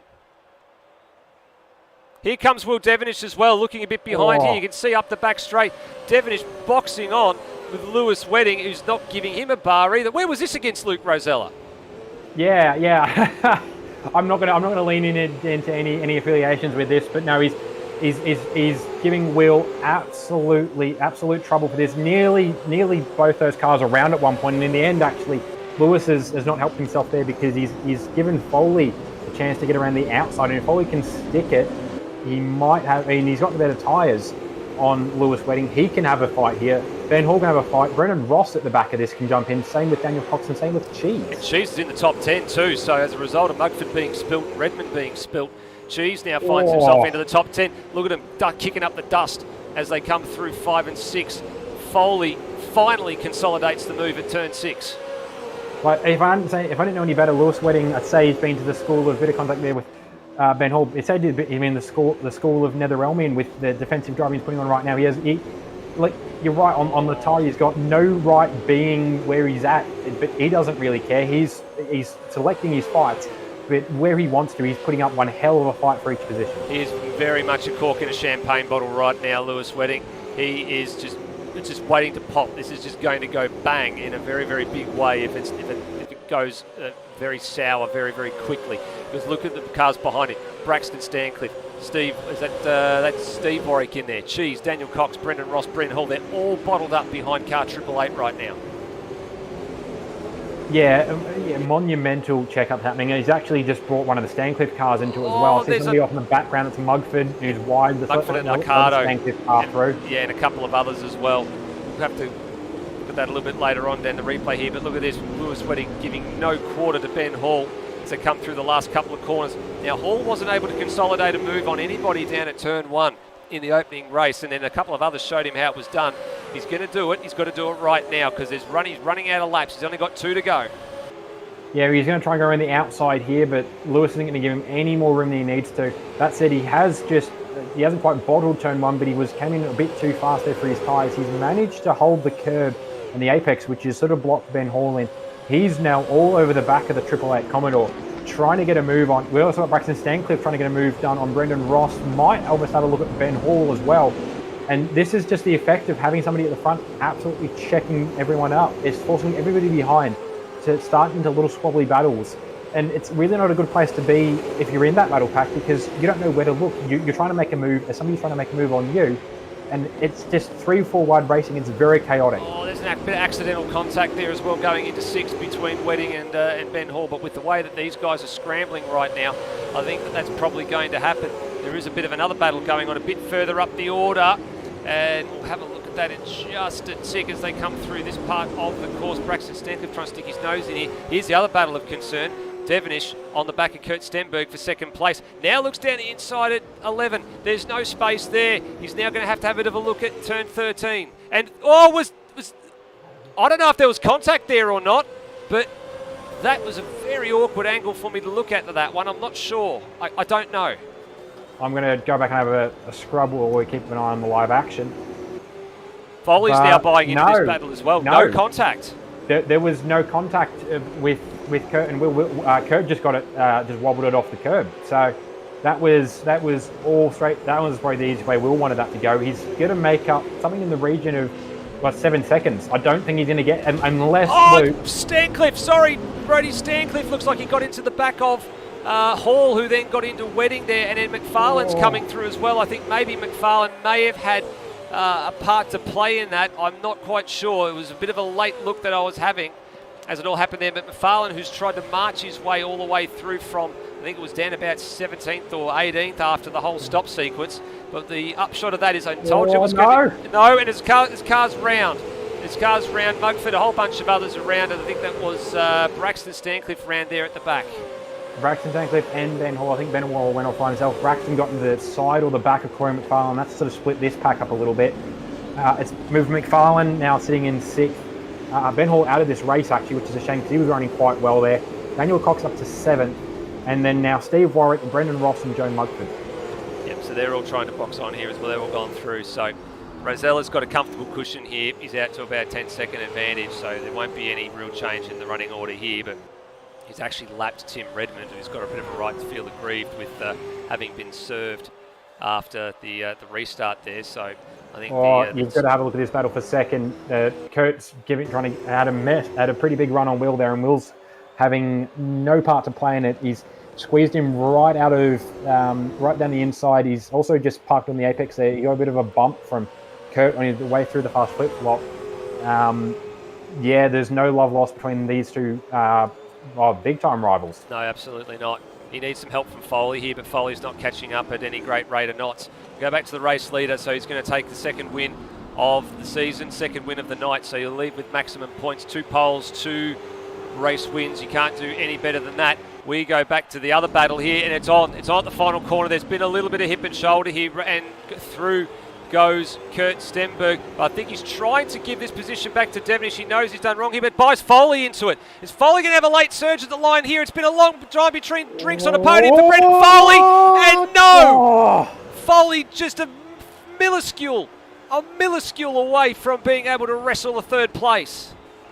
That was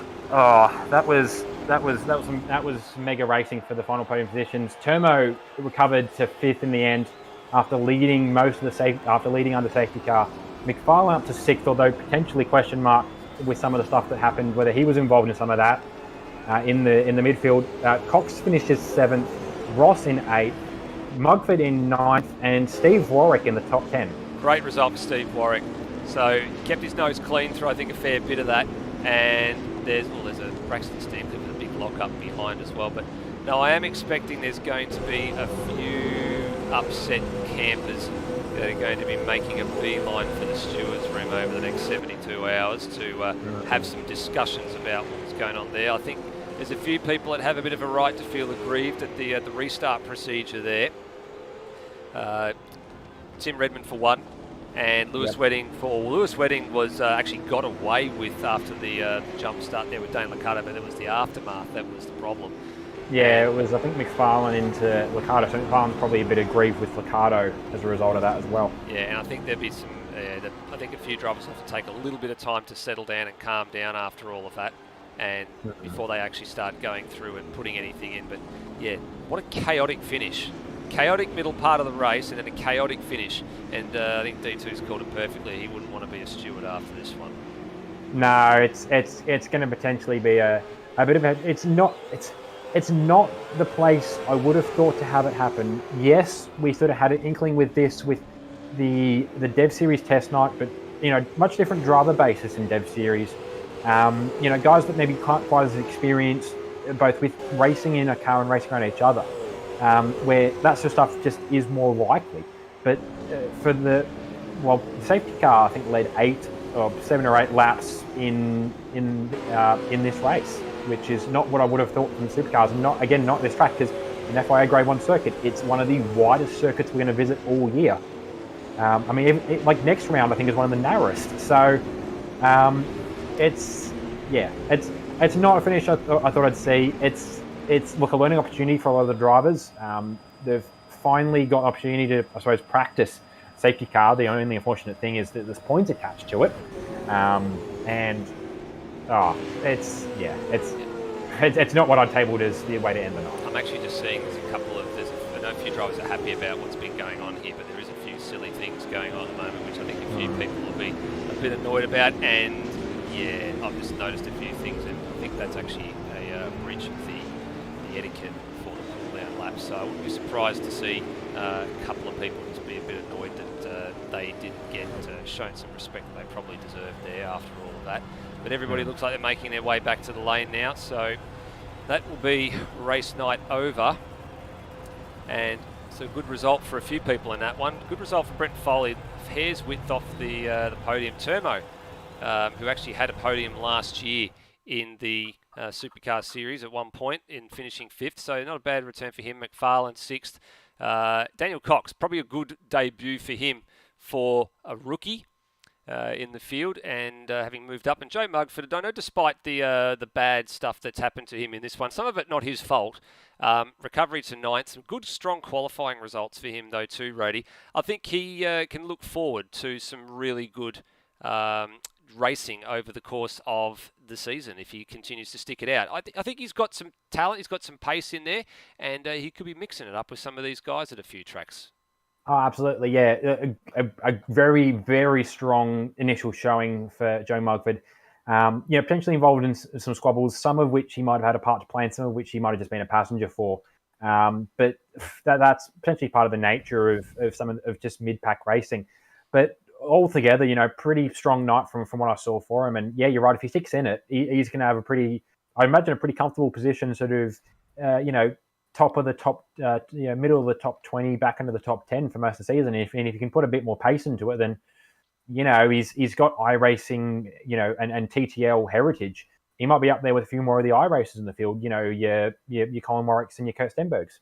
Yeah, you're not wrong there. So it takes a little while, I think, for people to adapt to what happens with AMS. It is a little bit different. We've seen the old thing happen where people try and drive through other people in the pit lane, and it does not work. So that's part and parcel of the argument there. And I think a few people will take that come in, if you're coming from iRacing background, will take a little bit of time to understand how that operates. But it's easy enough to get your head around once you do it, so it's not a bad thing to know about. A lot of the drivers are just sort of slowly starting to make their way up to see us. I'm not sure, there's a bit of a delay here. A few people obviously in a little bit of an intense debrief at the moment. We'll go over to the Beyond Electrical podium though. We might drag a few drivers up and we'll see how we go. So they're all making their way up to see us. So we might. What do we start with? We went bottom up last time, Rody. What about we go top down this time? What do you say? Yeah, I think we'll go top down this time around. Luke Rosella, second pole and then second win of the night. Pretty clean. I think all you could really do from that is get fastest lap, but a much different way of achieving it this time around. Yeah, we never thought that safety car period would end, to be honest. We thought we thought CRA were bribing the safety stewards. But anyway, no, it was good fun. Obviously had fresher tyres and Mago, Termo and Lewis ahead of us, so I wouldn't say it was going to be straightforward, but it wasn't too hard to get past them. And yeah, just pushed on to the end. I think we got a 9 or 10 second lead at the end. Yep. So yeah, it was pretty straightforward and a pretty successful night, I think. I say you got pretty lucky with that safety car, because initially a safety car would have played against your strategy, but because of where you were, it allowed you to get around, do a green lap essentially with pace, and then come back and pit and have essentially no time loss. So when the safety car came out, did you immediately come to that realization, or were you sweating it for a bit? Yeah, look, I mean, I got the message just after the pit entry, so I was basically committed to do another lap. So yeah, all the guys that pitted on that just when the safety car came out were sort of screwed over. So yeah, we're pretty lucky with that. I know Stenny made the decision he was behind me, and he had the option to either pit straight away or do another lap, and he did another lap. So yeah, it was a bit of a luck of the draw sort of stuff, but we got there in the end, and yeah, I mean, would have been nice to do another fuel saver, but no, we had to do a good old fashioned sprint race at the end, and it worked out for us. So very good.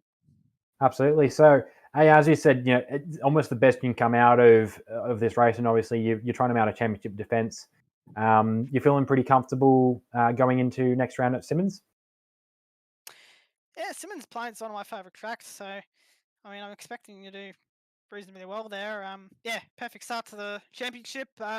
Hopefully I can do all the rounds. I'm pretty committed this year with Scops and other iRacing series of SSR. So yeah, hopefully I can make all the rounds and have a good crack at defending the title. So yeah, can't wait. Awesome. Good to chat to you tonight, Luke, and obviously great work on track tonight. Cheers, Ronnie. Thanks, mate. Alrighty, swinging around to second place getter this time around is Will Devonish.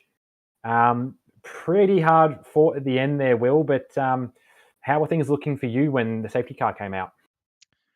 I'm a bit disappointed with the guys in front for both safety cars, but In saying that, I was able to make up 4 spots under safety cars because people just kept not being able to do a restart properly. But yeah, I think by the end of the second safety car, we were 7th and got 3 laps to go, so we pushed pretty hard. There was some scrappy racing in the closing stages with a few drivers, but look, rubbing's racing and no one was turned, so we're pretty happy with that. Yeah, I mean, compared to the first race, it was really favoring the no stop. That was probably something that leaned a bit more into your strategy wheelhouse. Yeah, and the safety car call came just as I was going past the pit entry, and I was able to catch it. And then I was going down pit lane, and I thought to myself, why the hell did I come into the pits? Like, I could have made it home. But I think it was actually ended up being a good decision having tyres that worked for me towards the end of the race. So, yeah, it was probably a dumb strategy, but it worked out in the end. Yeah. In the end, second and a third, which I think is probably one of your strongest starts to an ASR Supercars season. So, not bad running. Yeah, not bad, and we'll see how we go. Similar to Luke, Simmons Plains is one of my favourite tracks, so it'd be good to go head to head with him. Awesome. Good to see you tonight, Will, and great work on track. Thank you. And finally, chatting to the third place getter in this race, Kurt Stenberg. Was a bit easy for you to start that race, Kurt. You actually managed to qualify in a representative position. Yeah, I qualified a bit better. Still could have done better, but the lap was okay. I feel like we weren't, as I say, pace wasn't our strong point tonight, so we were where we were. And then we were playing the fuel saving game there at the start. But as soon as the safety car comes out, I mean, you can't be out there on old tyres. You just get eaten up by everyone and swallowed. So you have to come in and pit and take the medicine. But yeah, I wasn't sure whether to pit onto that first or second lap under the safety car, but glad I went around and did the second lap because it gave me a bit of an advantage. And then, pressed on from there, passed some people. And, the last few laps I had a battle with Will and I made a bit of a balls of that. But we managed to come home in third, so... Yeah. Same with Will. Not a bad result. Second and third. You're coming back to sort of the pace we saw you at in your championship year. I know it's early days, but are you looking for a tilt at the championship, or are you just here to have some fun?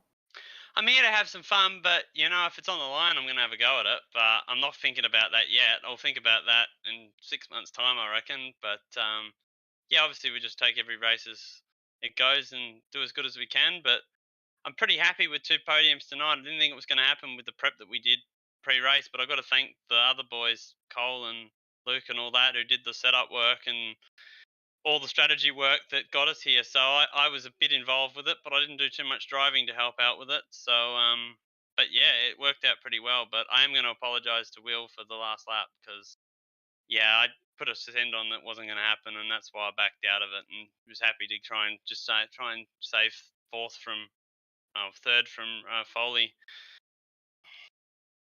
Awesome. Great work tonight, Stenny, and we'll catch you again in 3 weeks' time. See you at Tassie. Keen for it. See you at Tassie, mate. And that's our Race 2 podium sitters. Well, there we go. It's a bit of a quick review, I guess we can call it now, Rhodey. There's a fair bit of things to digest after that one. 80 kilometres race distance doesn't mean you have to stop. 2, safety car means you are probably better off making a stop because you get eaten up, as Kurt Stenberg rightly pointed out. And 3, we've wound up with the top 3 in last year's championship taking first, second and third in a little bit of a different order, yet again at the start of a race. So very much second verse, same as the first if you're referring to your last year being the first verse and this year being the second verse. It's much for muchness. It somehow funnily worked its way out to be almost like last year at the end of this year, or the end of this round, rather. Well, it is, yeah. I mean, of the top 3 runners tonight, they finished first, third, and fourth in the title. The other one in that group is Tim Redmond, who, as we saw in race 2, did not have the night he was planning on having, and that's probably a position that will be decided in the stewards' room. But no, for the top three, you know, a pretty ideal running from what they're looking at. You know, Kurt, former champion, as we mentioned, sort of getting back onto the trot, running back under his familiar number. Luke Rosella, you know, he's going to have a championship, but he's not going to sit down and you know, he's not going to rest on his laurels. He's going to have another crack again. And Will Devonish, we haven't really had a chance tonight to allude to just how much of a bridesmaid he's been over the last couple of years. But he's the only driver at the top end of the pecking order in terms of results who has not come home with championship yet. So maybe this might be his year, but we've still got a lot of rounds yet to decide that. We've got 10 more rounds to go, and of course we don't have drivers or team standings at this point in time as well, because we'll be working through all that over the course of the next couple of weeks with all the penalties that'll need to be probably levied against a number of people, but we'll work through all of those. But the important bit this year that we haven't alluded to, we won't make mention about it a lot until the time actually comes. There is a drop round. So you do drop your worst round up until round number 8. So everything counts up until we get to round 8. At the conclusion of round 8, every driver will drop their worst round, whether that's through, you know, they got no points, they didn't turn up, had a bad night, if you attended all the rounds, whatever. You will drop your worst round, and then rounds 9, 10, and 11 count, regardless of what happens. So it's not all bad news for a lot of the drivers tonight. Any of the ones that had a bad night, such as Nathan Higginson, such as Steve Burko, Cam Rutledge, NZ Snipes, a few of those guys that dropped out and had poor results, this could very well be the one that they walk away from and go, you know what? I can look forward to getting rid of this off my copybook, much the same way that a lot of other drivers will look to put their worst round behind them. So it's not all bad news for those that were further down the order tonight. Yeah, exactly. We're still very early on. The drop round does exist, although it's not something that you want to necessarily have to bank on for a championship tilt, or you know, just trying to get a good result out of the season. And it's not something you necessarily want to lean on either. There's plenty of occasions we know with some of the drivers, Lockie Burke being one of them. Obviously, he's not here tonight, who we expect to do well this season. He's going to have to miss a few rounds with his karting commitments, so it won't really favour into him. But we know of a couple of drivers who have had missed rounds. I don't think I finished a Supercars season. I don't think I raced every round of Supercars season when I was in Supercars. I know I had a PC death at one point, and I had a hospital trip during one of the rounds. So it's a good thing to allow for some of those drivers, and there's been a good number of drivers in the field who have where real life has stepped in, and obviously it's going to do that. And this sort of allows us to sort of even things out a little bit. And yeah, exactly, it will spice things up, and yeah, but we're still ages away off of that even really having an effect on the championship.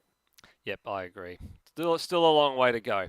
Well, that's been the round review, I guess, from the two of us, and I guess we look forward to what's coming up over the next couple of weeks. We've got the second round of the development series will come along in 2 weeks' time. That'll also be from Symmons Plains Raceway, and that is in the week prior to the next round of the ASR Supercars Championship, which will also be at Symmons Plains Raceway. So we look at the calendar, and we can see that in approximately 3 weeks from now, we find ourselves on April the 8th, which will be the Supercars round. Then you've got April the 1st, Friday, April the 1st, April Fool's Day. Well, there'll be plenty of fools out there trying to, I guess the old expression of fool's gold.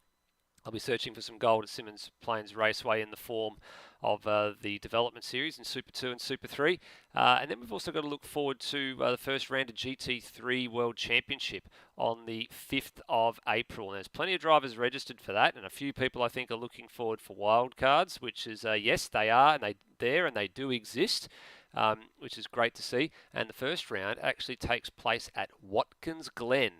And it's not the circuit you would kind of expect for a GT3 track. It's actually the short circuit with the inner loop chicane, but no boots. So 70 minutes of a very, very fast-paced Watkins Glen we've got to look forward to. That'll actually be here on Outworld Broadcasting. We were looking forward to broadcasting it. Numbers were a little bit lower than we were expected. We were second guessing if we were going to do it or not. Numbers have picked up. We're going to do it. So we'll be bringing you that very short 6-round season. There's 2 seasons this year, and we'll bring you that very short 6-round season starting on April the 5th. But from myself and Rhodey, thank you very much for tuning in. I know it's been a very, very late finish to the Supercars round tonight due to the safety car and all. Thank you for sticking with us. And as I say always, please drive safely. We'll see you next time. Bye for now.